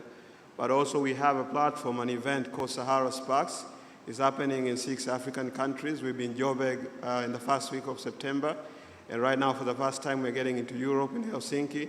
The idea is to create a platform where we can encourage cross-border collaboration between startups, where we can encourage a startup which is doing so good in Windhoek to come and do business in Dar es Salaam, and a startup which is doing so good in Nairobi to be able to do business in Kampala. With Sahara Sparks, what we are aiming to achieve is to actually capitalize on the available resources in each of these countries. So if one country has a good platform for investors, then maybe we can leverage from the investors and bring them to the other African country. And as an event, we have been evolving. Last year, we had more than 319 companies from across 6 African countries. We had 15 investment agencies, and we had more than 70 partners. And we were able to host AfriLabs, a network of all tech hubs in Africa and Tanzania. So the idea is to build Africa's innovation ecosystem, use existing African resources. We do a lot of innovation consulting. We do work with so many partners. I was very happy to hear some of the insights that are being generated from the conversation this morning. But from my side, a few issues that I would like SADC committee and SAIS to take away from this session, just in case I don't get a chance to speak again. First, we really need to find a way to create conducive environment for startup, and this starts with policy and regulation. If we can study what's happening in Tunisia with the Startup Act, and if it can be revolved across other African countries, that will be very, very important, because in little sense right now, nobody has a definition of what a startup is in Africa, in most of the countries. Another important thing also is specifically to try to find a way to encourage cross-border collaboration for startup company. I know there's a lot of policies and regulation for established organizations and companies, but when you're a startup and you're looking for landing space in other African country, it's very, very difficult to do that. So if you can put policy and regulation that can ease that will be very important. But another important stuff, please, let's not this conversation to end without speaking about fourth industrial revolution and the digital economy. It's happening, it's coming, and it is here. If we want industries, we need to say what kind of industry we want to have. It's okay to have the brick and mortar traditional industries, but can we also focus on the future industries? Thank you so much. Thank you. Thank you very much. I'll move now to Mr. Salum Awad, Founder and Chief Executive of SADC Capital. Thank you. My name is Salum Awad. I'm a Chief Executive of SADC Capital. We are a corporate advisory and investment management firm. We work in 5 main areas. So we look at asset management, corporate advisory, funds management, mergers and acquisitions. We also support corporate restructuring. In doing our work, we have 3 main initiatives. So one is Tanzania Angel Investors Network, which seeks to support early-stage companies to raise money. We also manage Tanzania Venture Capital Network, which supports mid-sized and large companies to raise money from a ticket of $1 million and above. and we're in the midst of raising funds for our first $5 million impact fund, which we hope to start investing next year. And the funding, and the gap that we are trying to address as a company is technically around the private equity funding. Just to give you a basic scenario, global private equity industry is worth about $6 trillion. And over the past 10 years, total funding that came to Africa through private equity is about $33 billion, which is less than 10% of all funding. So we're trying to see how much of the funding can come to the continent by addressing all the deficits from the supply side. So that's what we do, and it's a gap we're trying to address as a company. Thank you very much. I'll now move on to Ms. Fazlin Levy Hassan, the CEO of the Technology Innovation Agency. Good morning, everyone. My name is Fazlin. I am the Acting Chief Executive Officer of the Technology Innovation Agency in South Africa. We are a funding institute that funds the translation of research into commercially viable products. I've heard this morning a lot about ticket size, and people ask me, so what is our ticket size? We look at the very, very small investments through our grassroots innovation program. We've got youth development programs. So those are small quantums of funding that we generally do via grant type of funding. Then when you look at the mechanisms, we have grants, we have conditional grants, which is a percentage of royalty or a royalty model based on if a company is successful. We do debt and we do equity as well. Just what is very critical is that the question posed is the cross-border initiatives in the SADC region. We as the Technology Innovation Agency has bilateral agreements or entered into bilateral agreements, for example, with COSTECH here in Tanzania. We're working with the Botswana Innovation Hub. The reality is we tend to work in silos, and we need to get away from it because some of us are more advanced than others, and we can learn from our sister institutions. So there's knowledge sharing and basically working together as a collective for the improvement of the SADC region. Thank you.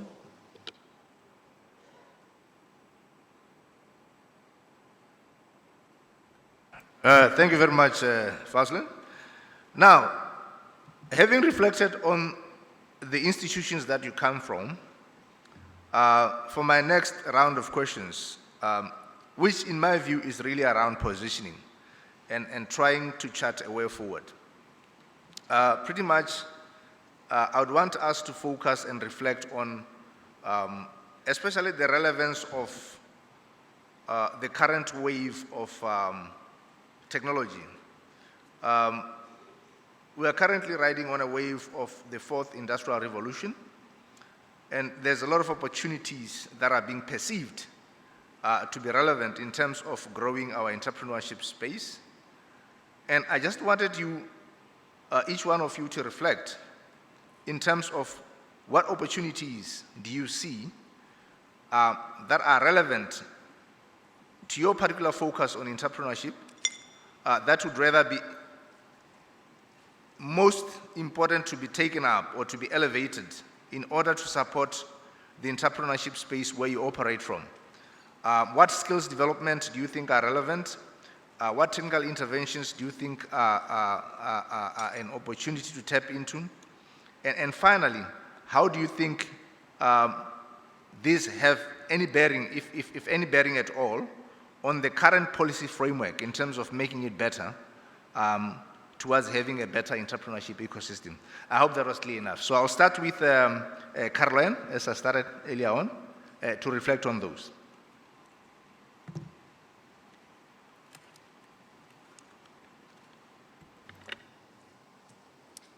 Thank you very much. With my experience working with Ups and Girls and having interacted with many startups here in Tanzania and also different colleagues outside Tanzania, I would like to start with the relevant skills that we feel like they're relevant and needed. I won't go any further apart from sticking to the digital skills. We really need to have our communities and our countries to be digitally literate. And this goes to for different groups of people, from the younger people until the people who are even out of school, because even if we talk about entrepreneurship, we talk about startups, we talk about different innovations, if we still have digitally illiterate population or community in our countries, then it also limits the uptake of the different products and innovations that are being innovated. As you can see, the technological revolution is really so fast. Like he said, the digital economy is here, and that's something we don't need to forget. We need to focus on it. So having a digitally literate population is something which is very relevant and which will contribute to the growth of the entrepreneurship ecosystem in our region. Because if we have, for example, all the startups that Seed Space is funding, how are they going to be able to serve the people if they are not able to utilize, they're not able to consume the services they're ready to provide? So, and that's why, like at Apps and Girls, we really focus on providing digital skills from basics to advanced. And this also will help to bridge the gender gap which is there. We don't have, for example, we don't have many female programmers. And this is something which is very serious. If you look around, the gender gap is very high. So if we stay with this problem, this will continue limiting the contribution of young women in the digital economy, and also will intimidate even our women who are trying to raise up as entrepreneurs, because everything is becoming so digital. Without that digital component and that digital skill, it becomes so intimidating for them even to make different decisions or to take up different opportunities that they may come around. Another thing that I feel like the skills that are really needed or relevant, the soft skills. We have thousands and thousands of students graduating every year, but most of them, they even can't express themselves, even in an interview. They can't effectively write a proposal. It's so like the skill gap which is in between is very shocking. Like recently when we were doing an interview for our skills development program, we brought in girls, but you would ask them, you find that even expressing themselves is very hard. Even like knowing like when you get employed, there's these skills that you really need. But that we are not getting from universities. So that is an issue. If we don't solve that, then we still have a big problem with our young people. And it limits the competence of them and leads to the big unemployment problem. But also, students, they always graduate with graduation projects every year. But what if we had a capacity building that will help those graduation projects to see life, to be implemented?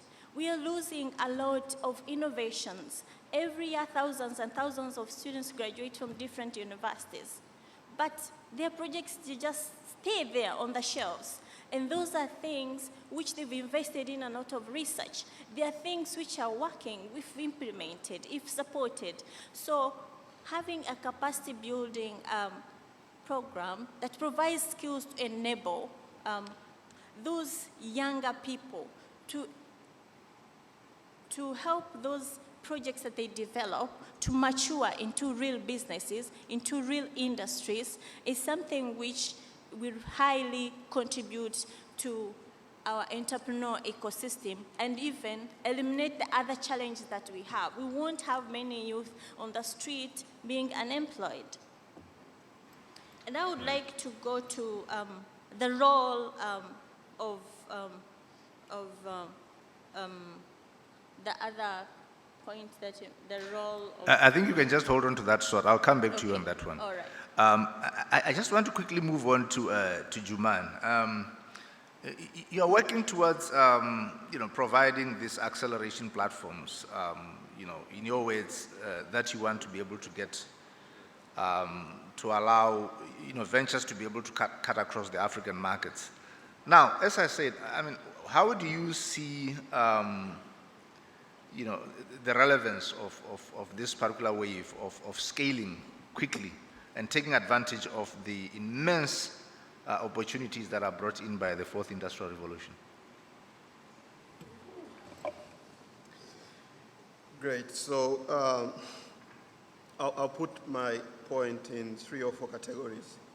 So the first one is on the opportunities that the digital skills will bring in Africa. So most of the African cities are growing so fast right now, and Africa is becoming urbanized. Dar es Salaam will attain the megacity status by 2030, meaning that we're going to have more than 10 million people living in Dar es Salaam. And this actually is the same to so many other African cities. They are growing really fast. And we are facing a huge challenge with unemployment, and the skills gap is widening because, for a lack of a better word, most of the content that most of our young people are being taught in the university are kind of irrelevant with what is needed by the industry. So the first solution is to try to find alternatively skilling approach. Andela is doing good work with that in West Africa. Can we have the same kind of approach to create new generation of engineers? People are going to come with very innovative solutions to address some of the most pressing issues in the African continent. That would be my first suggestion on how do we handle the skills issue, because transforming the universities might take 100 years, but alternative to universities, programs like IBM Digital Nation Africa or Liquid Telecom 21st Century Skills Program, can we have more of those so that they can equip our young people with the relevant skills that are needed by the market? And in terms of policies and regulation, we are not going to be serious if we are not going to fix regulations and policies and taxes and laws that operate that have to control how our startups and entrepreneurs operate. When you tax a startup on the first year of operation, literally you are taxing the capital. When you don't provide tax relief to your young people, but you're giving international organizations tax reliefs, and you're saying you're promoting entrepreneurship, that's a bit tricky. We need to think about the exit strategy of our investors. Yes, you want to bring investors to Africa, to invest in African startups, to increase the pool of investment, but how do they exit? Do we have regulations and laws that shows how investors exit in Africa and the SADC region? If we have, then can we adapt among the countries that operate in the region so that we can increase opportunity for our startup to attract investment? How does our universities operate? Can we continue to have first and second generation university that focus only on academic and research? Or should we transform our university to third generation university to incorporate innovation and entrepreneurship so that they can be capable to address community problems? So 3 critical areas. If we can fix our skills problem by equipping our young people with relevant skills, if we can fix our policy and regulation by trying to catch up and matchmaking with what is already happening in the world, and if we can fix our universities, then most of these things we are complaining and saying are the challenge will become solution and create opportunity to our continent. Thank you.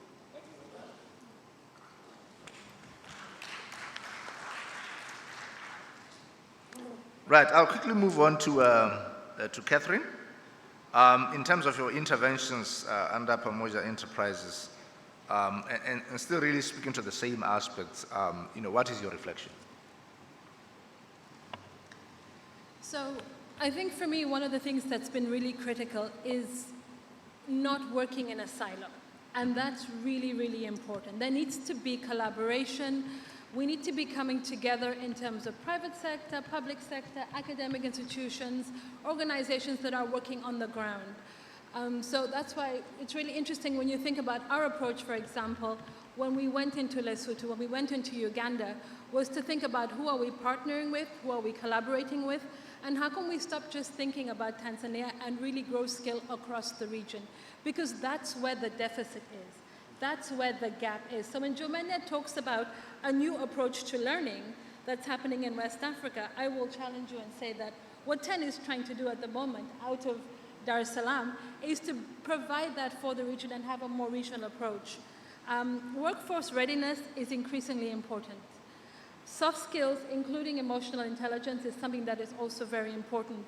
Technical skills, not just do I have an IT degree or a degree in computer science, but how do I actually apply that in the workplace? How do I hit the ground running when I'm on my first day? And this is where, from my experience working in HR, this is where we're lacking when we see graduates coming out of universities. What we've done to be able to shift this mindset is we're partnering with private sector and having private sector come in. We're developing case challenges. So every time we're teaching a concept, every time we're talking about network engineering or ethical hacking, we have industry experts coming in as mentors. Our approach is a learning by doing approach, but also a self-learning approach. We provide tools, we provide the environment, we provide the expertise. We allow people to germinate. So in terms of what I would like to see is more collaboration. More collaboration in terms of mindset change, more collaboration in terms of sharing of pedagogy, sharing of curriculum, really having private sector and public sector feed into learning models. Because it's not enough to say that I will look at a networking system from my textbook. When I step into the workplace, I don't know what to do. And then we're picking up the phone and we're calling somebody in Europe and saying, tech support, what do we do? When we have that capital on this continent, we have that talent here. So in a collaborative way and intentionally. So it's not just about saying how many network engineers can we grow, but are we being inclusive? Are we providing for women? Are we providing for people with disabilities in our classrooms, in our learning cohorts? And what kind of pedagogy are we using? We understand that there are certain challenges, but when we bring people into learning environments, are we catering for these environments? So this is something that we've been grappling with around our learning approach, but also something that I think we definitely need to spend more time looking at. Right, thank you for that reflection. Now, I'll quickly move on to Fazlin from the Technology Innovation Agency. Now, you did reflect on the fact that TIA currently sees how they can commercialize that which is coming out of research and development. And I believe that there's probably a lot of initiatives that are coming out of the institutions, research institutes in South Africa and pretty much everywhere else. How do you see the opportunities that are coming out of your local institutions as a contributor and bringing on this particular element of digital transformation?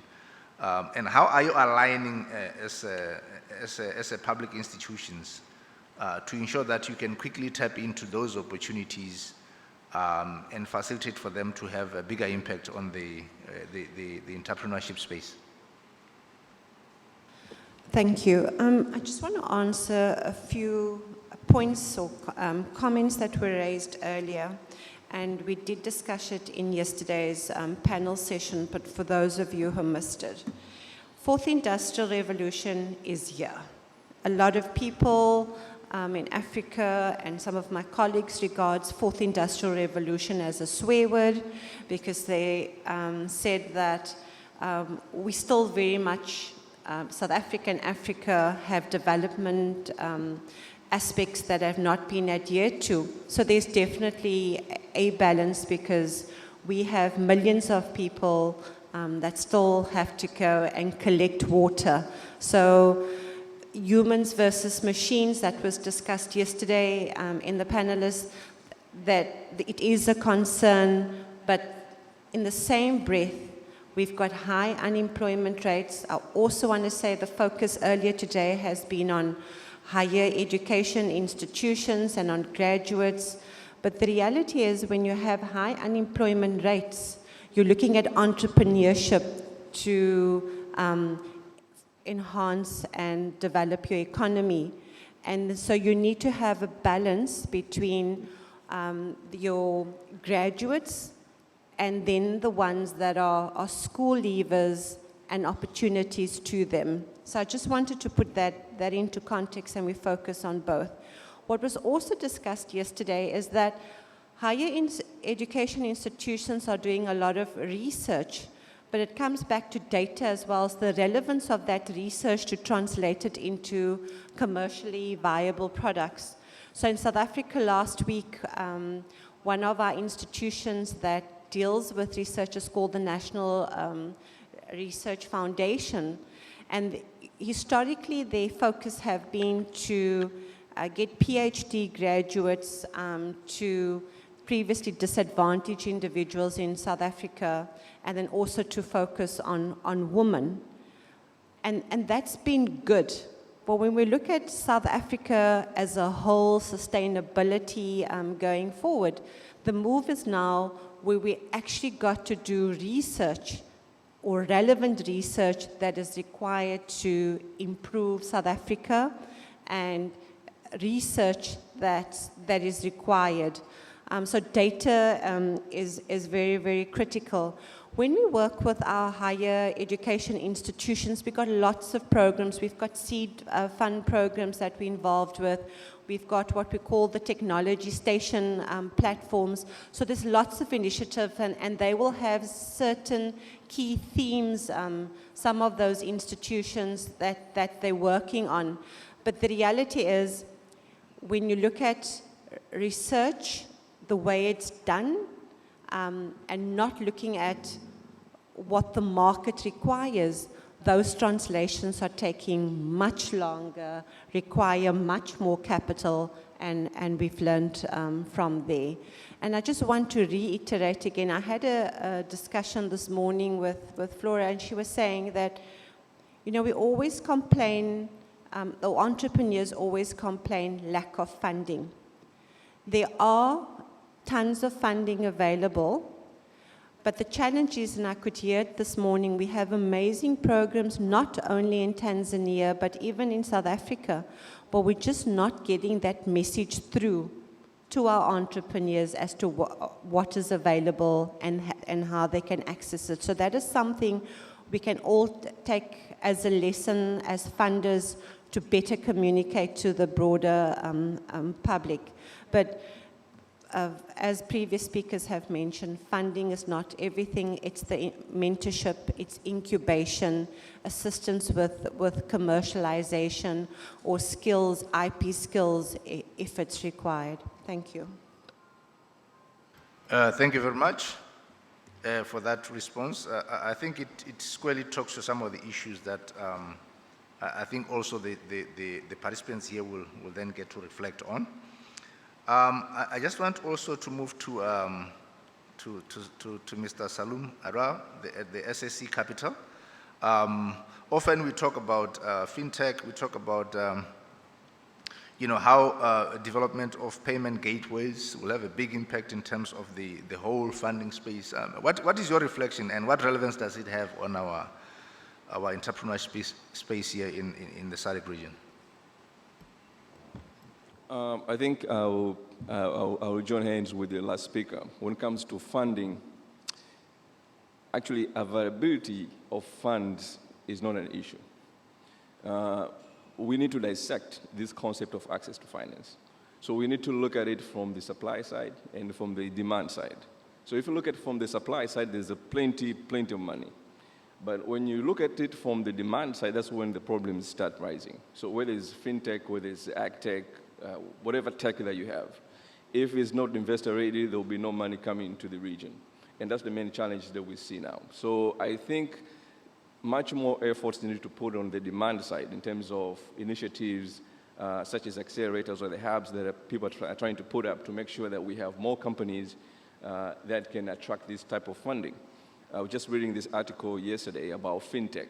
So out of 500 fintech applications which were done, I think, last year, only 50 that took the money. So it's only 10% of the people who apply for money get the money. And the ratio now, actually this is global, of funding which is available and the people who access this funding is a ratio of 1 to 10. Actually it's less than 1 to 10. So you have 10 people applying for funding, only one gets the money. So I think if you ask me, I don't see any big challenge when it comes to money.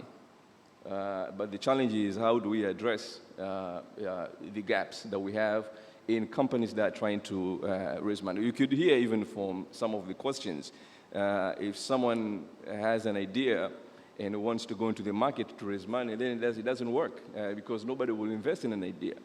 People invest in companies, people invest in businesses. So we need to have mechanisms and support to turn these great ideas of entrepreneurs into real business that will be invest ready. But not only that, I think we also need to understand technology with its core and what problem are we solving. Because some people think technology is just about building apps and building apps. It's not about building apps. It's about solving key problems that we see on a day-to-day basis. Just look at Africa, for instance, when it comes to food. The import bill in Africa now is close to $40 billion. But the continent has 60% of all arable land globally. So how are you using technology to increase productivity in the farms? How are you using technology to de-risk agriculture that could attract more funding? It's only 5% of all banking in Africa that goes to agriculture. So we need to address much on the demand side and less on the supply side because there's a trend of money. And you know, money, just like any other investment, if they don't find opportunities in Africa, that money will go to some other continent. And that's the fact that we see now happening globally. Right, thank you very much. Thank you for that spot-on intervention. Now, we don't have much time left, and we are going to go on, ladies and gentlemen, I think pretty much just before 12 o'clock. And at that time, I think I'll have allowed for us to also have some reflections from the floor.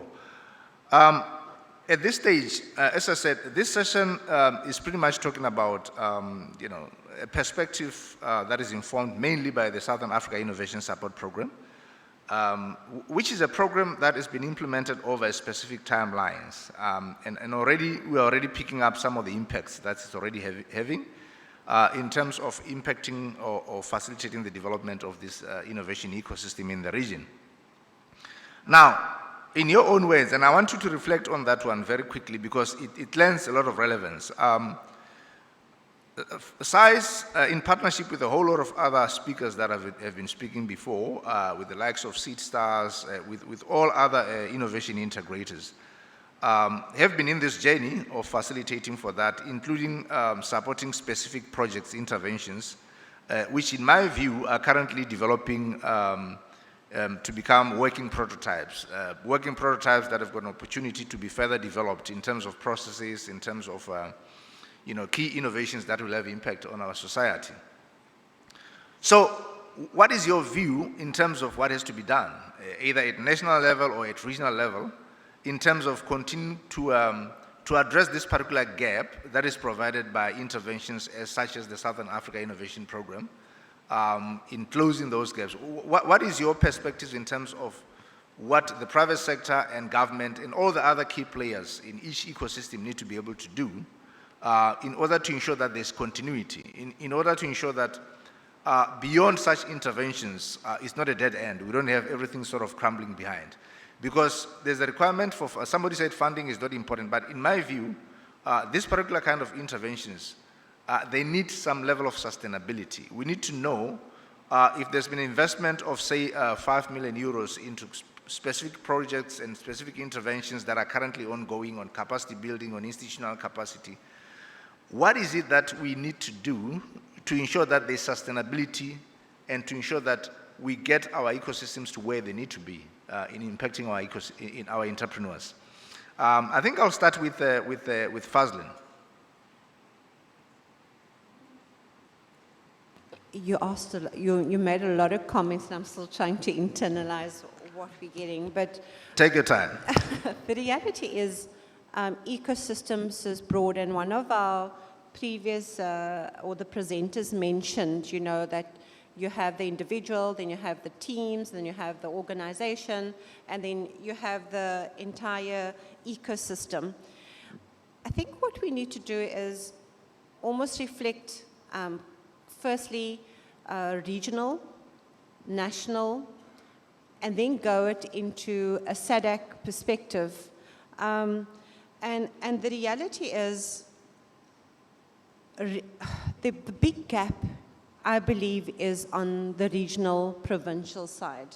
I don't think our players or key stakeholders are talking, so especially in South Africa, and yesterday in the talk also with Tanzania, is that nationally people are talking, tick.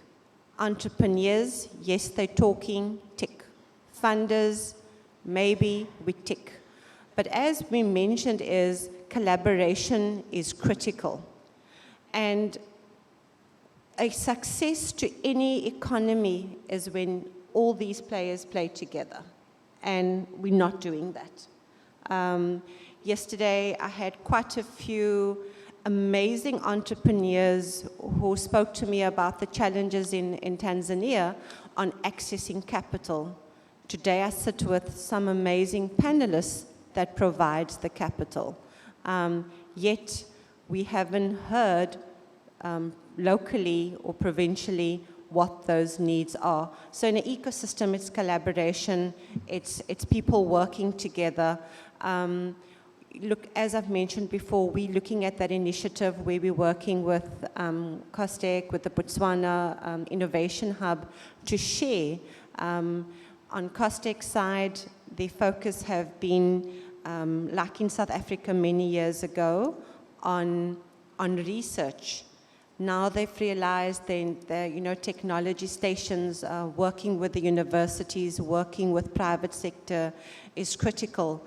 And so there's this cross-pollination and sharing of knowledge. So it's a huge task. And like I said, we've got to look at what makes in each of our own countries, how effective that ecosystems are, and then also then work, like I said, across countries with different parties. Thank you very much for those interventions. Catherine, maybe you can also then reflect on the very same.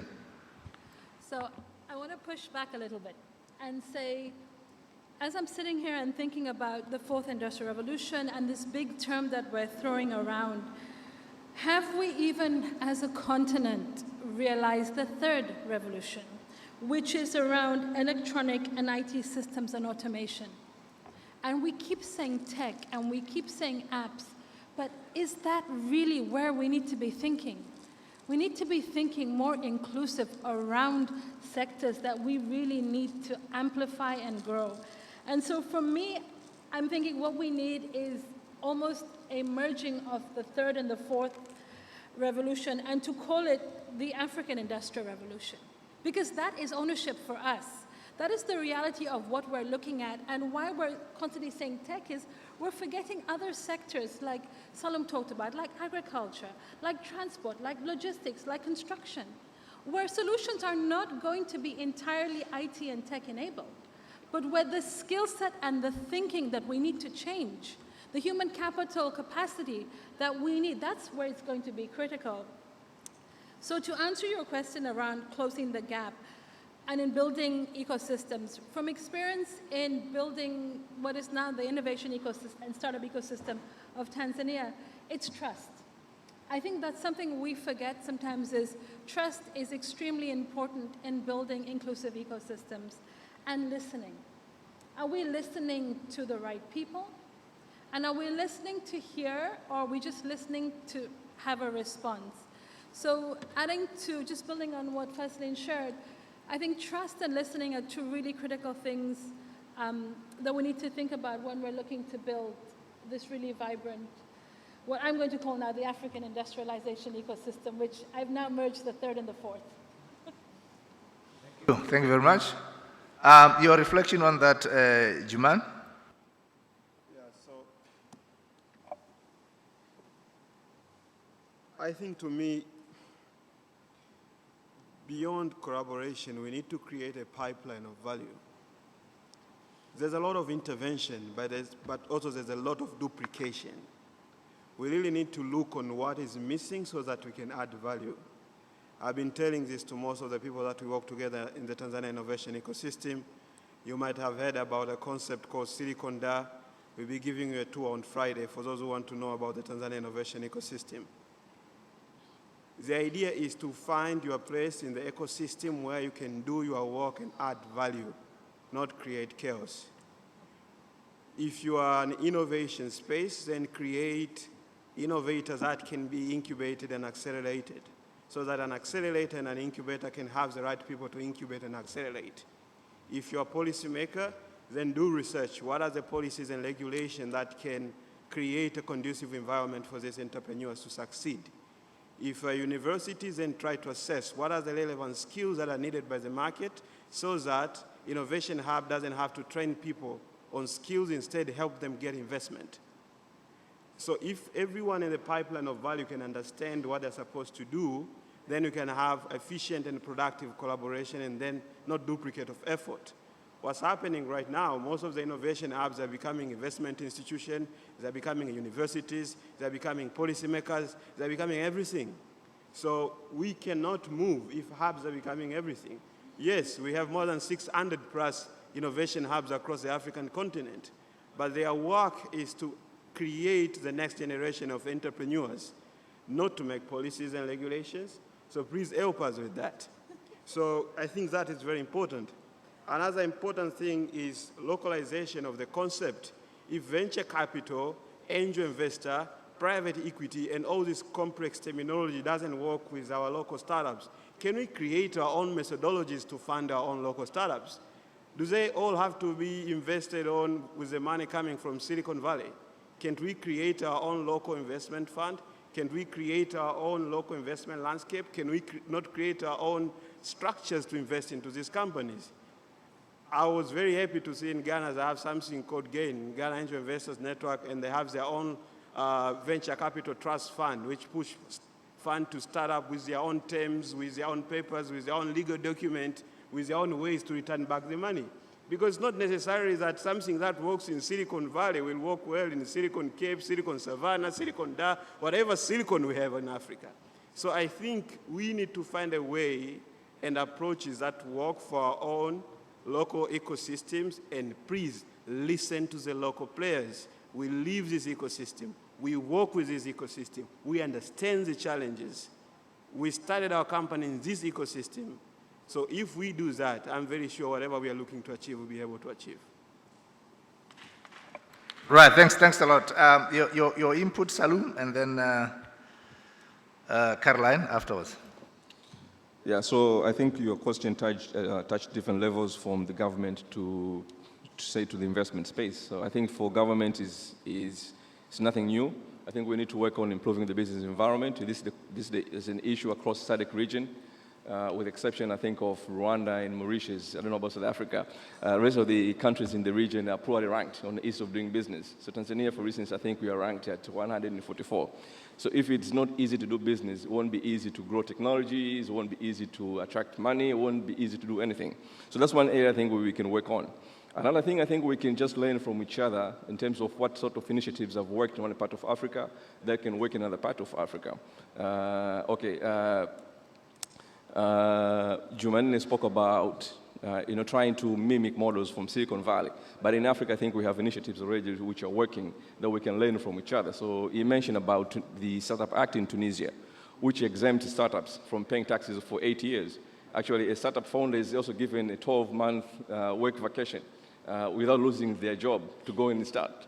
So these kind of things we can replicate in other parts of the SADC region and see how we can support more startups. On supporting the startup ecosystem in terms of hubs and incubators and our accelerators, I think we all need to go back to the drawing boards in terms of what sort of startups are we creating. Maybe there's something we're not getting right in our curriculum.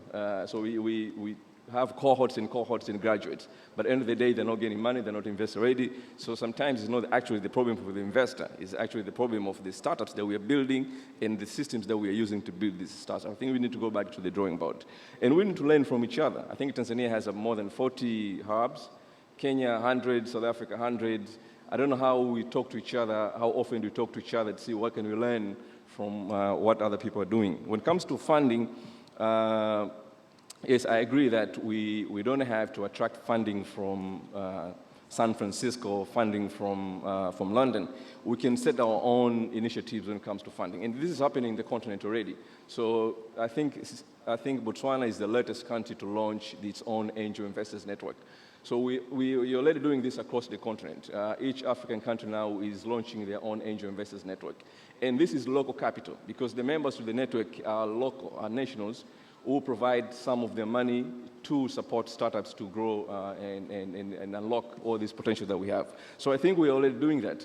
One of the things I always tell, which is the message to all governments in Africa as well, don't create funds and invest to companies as grants or as simple loans. Build funds of funds. Create funds that will invest in funds that are managed commercially, but people who have expertise in funds management. That's when you can see the impact. But if you want the government to support startup directly, that's where we start seeing all these kind of schemes which are not sustainable and which cannot really make the impact that we want to see as a continent. The last thing that I want to touch on is you spoke of collaboration. Stock markets have been hugely underutilized as a platform to raise money. And we have very small stock markets in Africa.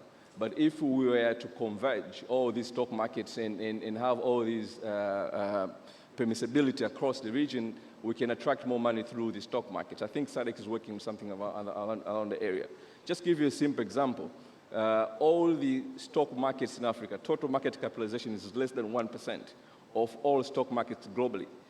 And everybody's going to all these markets to raise money. So if we can collaborate as a continent at that level, I think we can provide more avenues for companies to raise money, not just from angel investors, not just from private equity, not just from banks. We can have multiple sources where people can raise money, and I think we can lock everything that we want to do as a continent. Thank you. Thank you very much. Your last words, Caroline. Thank you. I would like to supplement on the financial conversation that's been going on about funding. I think we really need an inclusive financing system, which is not limiting to age, because there are many young people who have very innovative ideas and they can't get funding because of their age.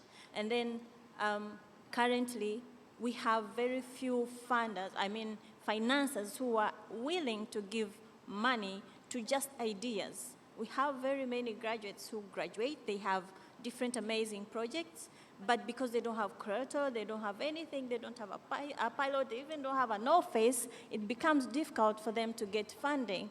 And that one staggers around, it makes the growth of that startup to be very slow. And at a certain point, it makes those young people, I've seen many people even give up because they can't access the fast, simple investment to help them take a step, even pilot.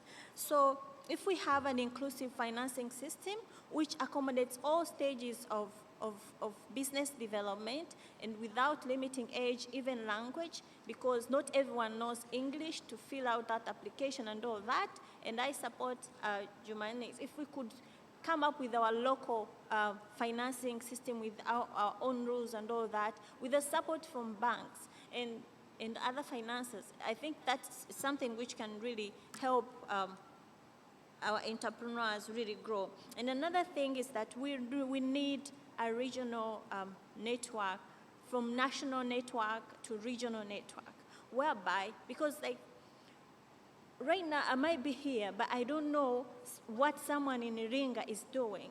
There are many people who are building things around this country and around this region. And for us to be able to collaborate and effectively and successfully collaborate, we need to be connected. But that's something we don't have. We are not connected. I don't know many people who are, I don't know people who are in Zambia building different things. I have not seen products made in Zambia here.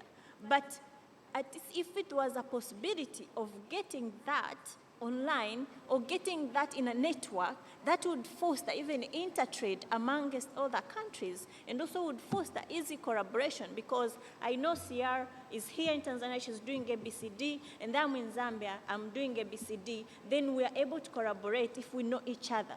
But we don't know each other right now. So it's something very important that we really need to look at from national level even to regional level. Thank you. Thank you. Thank you very much. I think those were very specific and unique contributions. I would like you to give our panelists a big round of applause. Now, in order for us to round it out nicely, now opening up to the floor, I would take about 2 rounds of questions. Specifically to ensure that, we make a holistic input, and that whatever it is that we walk out of here as part of the resolutions is essentially adding value into our journey on this entrepreneurship space in as far as how does it eventually have an impact on the roadmap that has been put before us on the SADC industrialization plan. So the floor is open, and I'll take the first question from the gentleman right over there.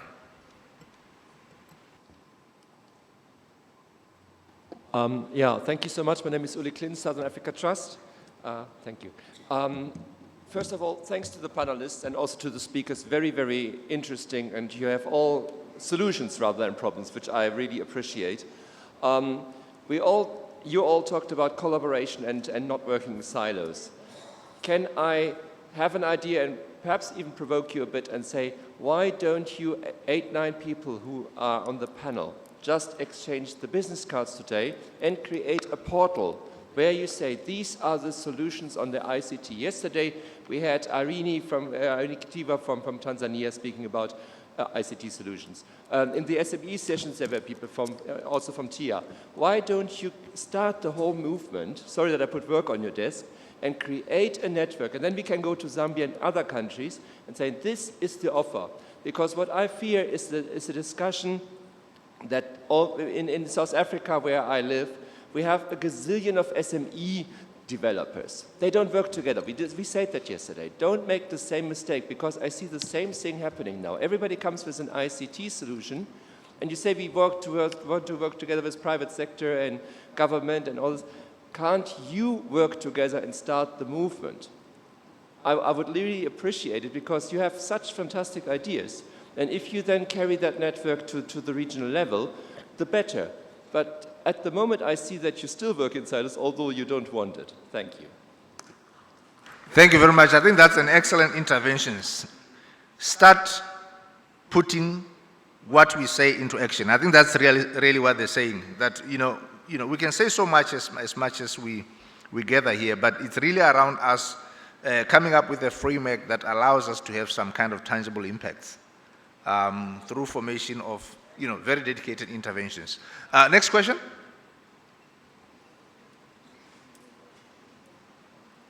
No ladies. Oh, lady over there.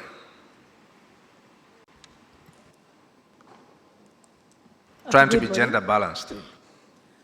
Good morning. My name is Noelle. I happen to have been working in the ecosystem of young generation development empowerment in the area of entrepreneurship. And this will probably be my question. We speak a lot about entrepreneurship. We encourage a lot of university students to do entrepreneurship because of the challenge in the marketplace. But if you really undertake probably an assessment of what makes a person entrepreneur, is the character and the package of character that can make him succeed in the marketplace.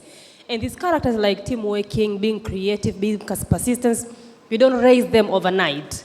So we are actually asking university graduates to become entrepreneurs, and they've spent 15 years at school. We have never given them a chance, an environment, or a challenge to build the entrepreneurial character. And I feel this is where we're failing, because you might give out grants for 10 graduates with very good ideas, outstanding, amazing ideas. If you come to assess, maybe in 2 or 3 years, only 2 ideas survived, or maybe even a single idea survived, because if you look at them, the package of entrepreneurial characters they needed to have to survive in the market, they don't have. And I'll give you a very good example in this country. This country has got an amazing framework of training entrepreneurs practically. I wish the NEEC were here, but it is not into action. So this will be my recommendation to SADC. If we really want to build entrepreneurs, and we are thinking of raising entrepreneurs, let's see what our kids are doing in primary school, in secondary school, in university. And when I come up with an idea in university, if you check my background and what I've been doing, you can be confident of giving me your money that I can do something on that idea. I see this is a gap. How much money is available will be something to be taken advantage of if I'm a very good entrepreneur. And this can come from our schools. Thank you. Thank you very much. Well appreciated. Next comments, question? The 2 gentlemen next to each other over there. Thank you. Please say your name and where you're from. Thank you, moderator. My name is Sylvester Kazi. I'm coming from Tanzania. Actually, I had almost the same idea with the last speaker, the lady, young lady over there. But just an addition to that. First of all, I'm glad to see the presenters there. They are all youth. I mean, almost of them in their 30s and 40s, somewhere there. So they are energetic, and it's a good promise that in the future is going to be bright, but not only for them, but the young generation whom they're actually training. But in addition to the last remarks we just heard from the young lady, actually I was thinking that it is high time that now SADC sit together, because if we read the introduction here for this panel, we see that the Ministry of Health, of Education and COSTECH, they're all involved in into this. Now, the innovations, the good innovations which we've just heard of here, have now need to be linked with the existing industry. These people who have been trained to become entrepreneurs, they have to get the practical knowledge from the existing industry. But not only that, they have to get it from the early days of their training schools, which means our education curricula need to be reformed to start from the primary schools. You have you can call up a university graduate or a student in the university and ask him or her, what are you intending to become after your graduation? I'm sure very few of them will be able to answer that question, but it will depend on the chance which comes ahead. A few days here, we heard about one doctor who stood over there and said he professionally is a medical doctor, but he came to realize it was the wrong choice. He went into economics. So if this was done in the beginning, I think he wouldn't have lost his time to go into studying of medical, to become a medical doctor. So entrepreneurship should start actually from the primary schools and being linked at the higher levels with the existing industry for practical experience. Asante sana. Yeah, thanks. The gentleman next to you. Thank you very much. My name is Justin Olomi from Tanzania. Actually, I'm a university student. I have gentlemen here from HDIF, DataZetu, and SeedSpace. It's my first time hearing there are such organization in the country. First time. They have the money. I'm wondering, I'm wondering, do the funders, don't they have problems that university students can solve? Because we want entrepreneurs from universities, but I think there are problems out there that entrepreneurs can solve. The funders can give out problems that these people can invest and they can be solved by university students. Because maybe some people don't know that they're entrepreneurs. Okay, they also spoke about collaboration. We have several ministries written down here, but I'm not sure there is any collaboration, because how universities operate and how these companies operate, it's totally different, very different. And I think these companies are somehow privileged for privileged people, because most of the people who I even saw interacting with these companies, most of them went to private schools. So how are these companies interacting with people who need the real help? People who are in government, even though who studied in government schools, even though they are very creative. Thank you very much. Thank you very much. I think let's keep our questions or comments brief, because I think there's quite a number of hands. The lady over there with the hand very high. I think just use the mic on the table here.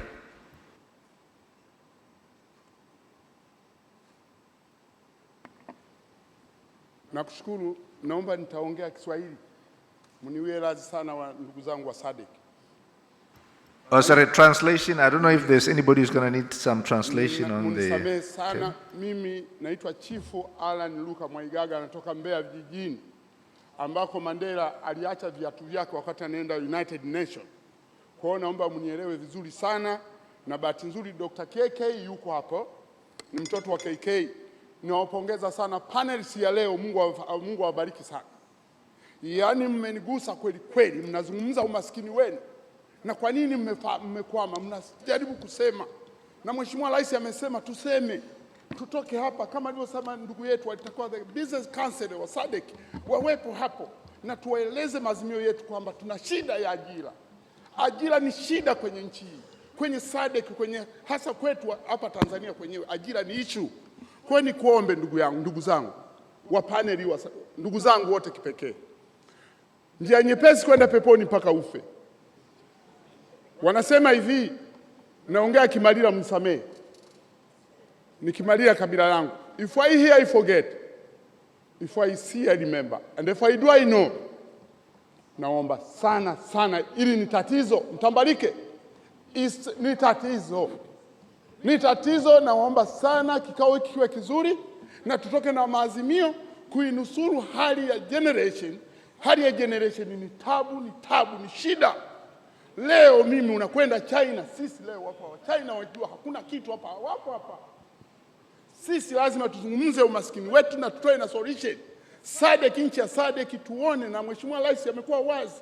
Tumshukuru Mheshimiwa Dr. Pombe Magufuli, ingawa anakuna vichwa vya wale frontline state. Baba zetu wale walihangaika. Hatuwezi kwenda na research kuna tazara kutoka hapa mpaka Kampiliposhi. Waliumiza kichwa. Wakaweka vitu vikatoka kwenye maneno, vikawa kwenye vitendo. Na waunga mkono panelists. Swala sio pesa. Swala ni mfumo wetu na watu wa political way. Wanatutoaje kwenye viwanda tunavyokwenda kusema viwanda vya SADC na vya kwetu vitafanyikaje kama hatujawekeza kwenye manpower? Mimi niseme kwa leo, kwa sababu nichukue na watu wengi, hili linauma, lazima tulichukulie uzito sana sana. Na muondoke na hapa maazimio ya kwamba sisi tumekuwa na kitu kinasema generation tunaiweka wapi? Inakuwa wapi? Itakwenda kujihifadhi wapi? Na bahati nzuri niseme ushauri wa bure kwa wale watu wa Zambia. Wale watu naamini wote waliopo pale, wote ni wazima. Watu 5 wale, yuko mmoja, 4 wameondoka. Yuko KK, kama kuna jambo tumekosea, basi twende kwa mkuu KK. Kwa Kaunda bado achingali, tukageme kuna madini mle. Njia nyepesi ya kwenda peponi, shari tufe. Asanteni sana, asante kwa kunisikiliza. No, thank you very much for that intervention.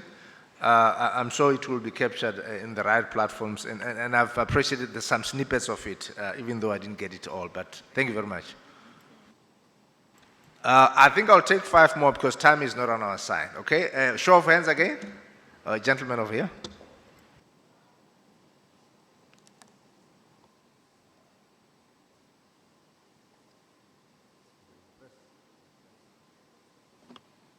I think after that hard speech, I will start on a lighter note. The young lady there has said that she has not seen any Zambian product in this place.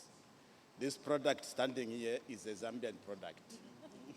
My name is Benson Chari. I'm Zambian High Commissioner to Tanzania and to the Comoros and a few other countries.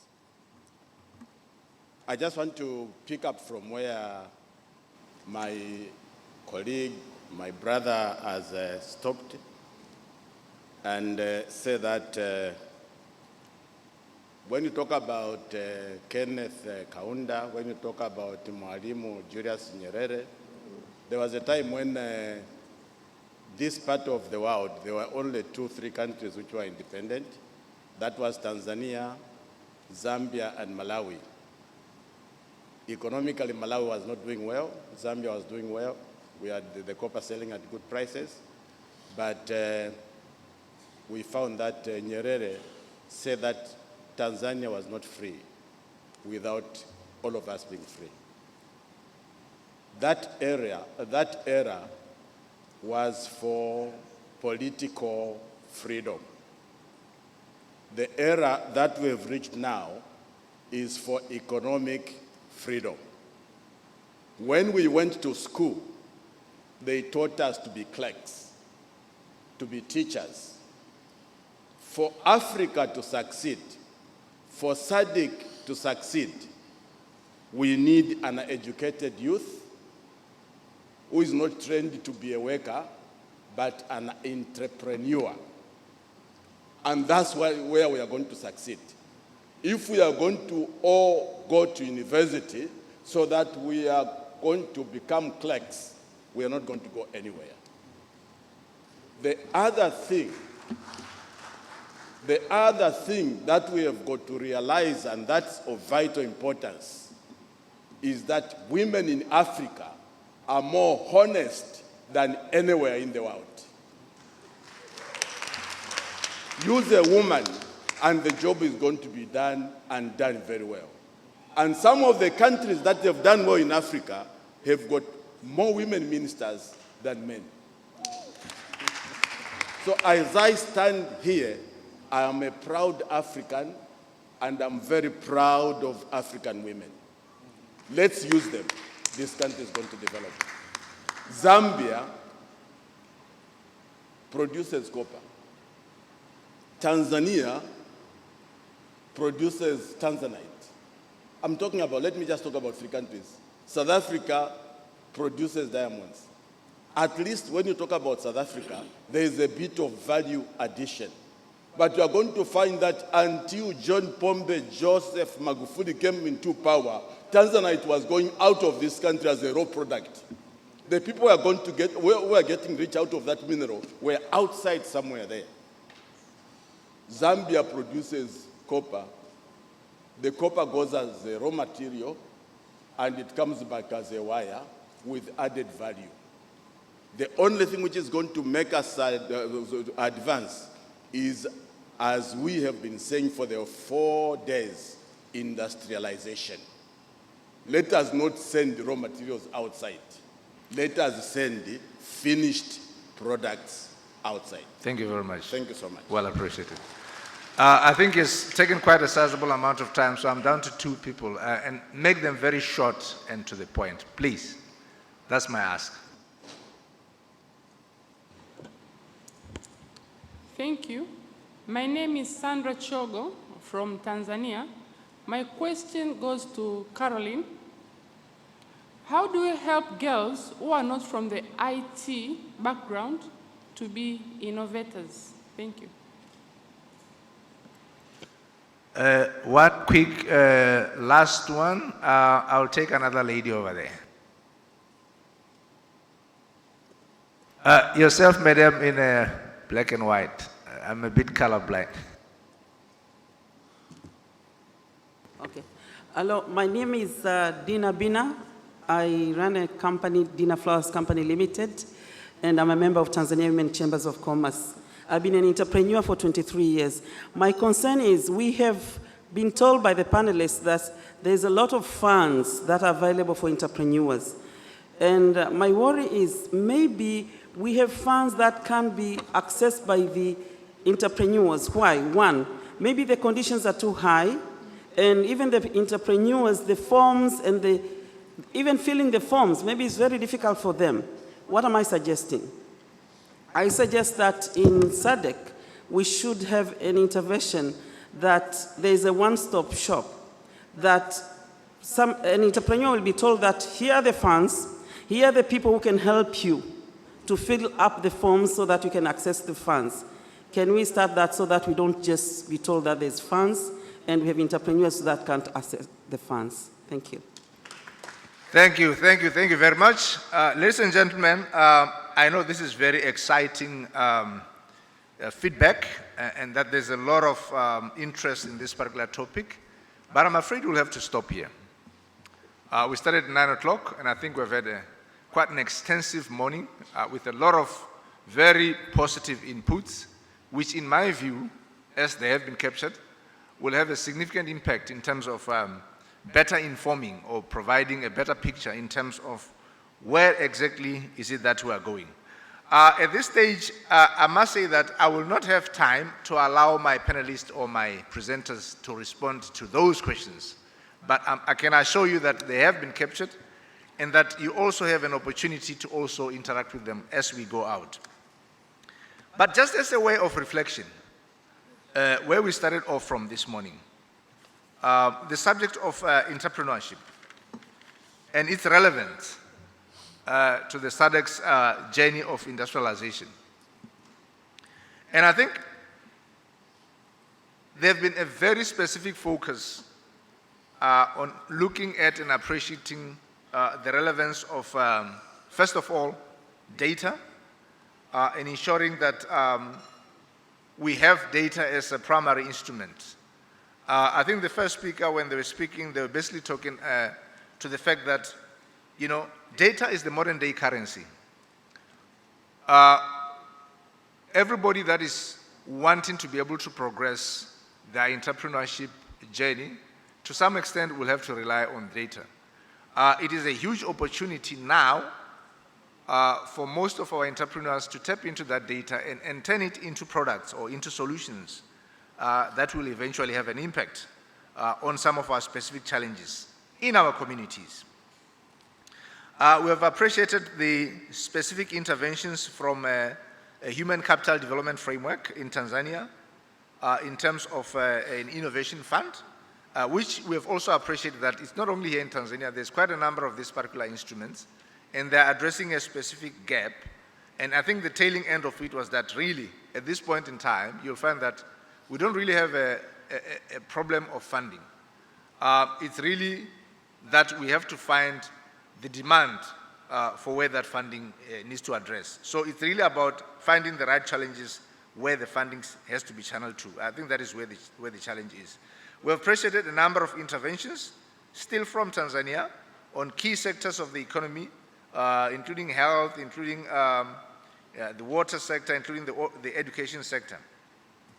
And I think some of the highlights in terms of the learnings is that there's need for a strong ecosystem of innovation policy development. I think that is something that has been identified as still lacking, and that there's still need for us to put a lot of emphasis on building a strong science, technology, innovation base in terms of the human capital. The relevance of the, I would call it the multiple helix of the innovation ecosystem, being able to bring on the academic institutions, being able to bring on the industries, and ensuring that they can be able to capacitate and support that entrepreneurship culture across the board. I appreciate some of the questions that have been raised in terms of lack of information. I think there's need for more networking. If somebody who is sitting at a university says that, look, there are interventions, but I'm not hearing of them, I'm not familiar with them, it means that there's need for us to ensure that whatever communications that comes out about whatever interventions are there for the entrepreneurs, they cut across, and they really cover the whole value chain. That is starting at the idea stage all the way to where now you can be able to get some level of investment into those initiatives. And I think across the board, the issue of data still comes in, to say that in any other interventions that you go across in terms of the entrepreneurial journey, you'll always have to know, based on the data, what it is that you need to be able to do next. There's a number of reflections that I also wanted to highlight. Yeah, there's need for us to invest in strengthening the data chains and allowing the innovators to take advantage of the data for solutions. I think I covered that.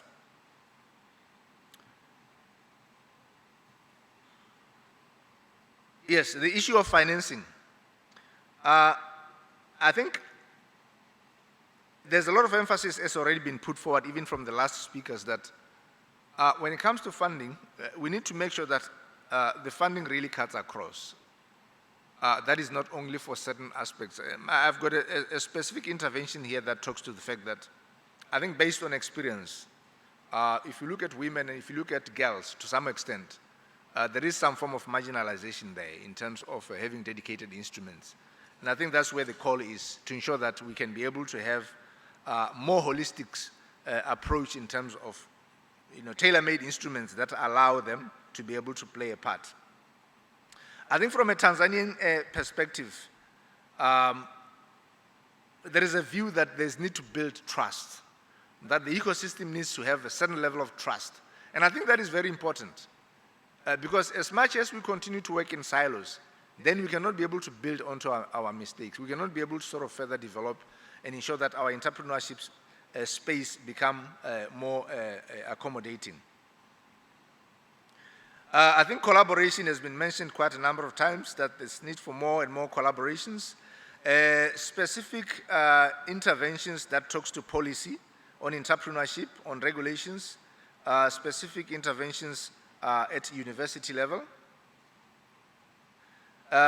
specific interventions in terms of providing some form of tax breaks or tax interventions for startups, that they can be tax-free for a certain number of years while they start operating. Those have been raised.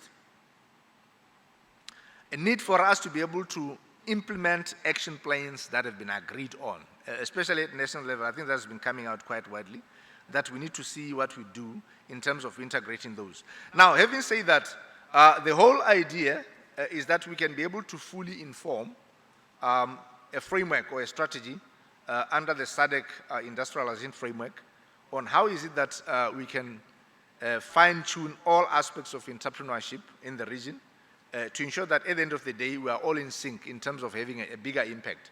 And I think most of what has been communicated this morning and the contributions that have come in from our speakers, from our panelists, and from the floor have been very positive along those lines.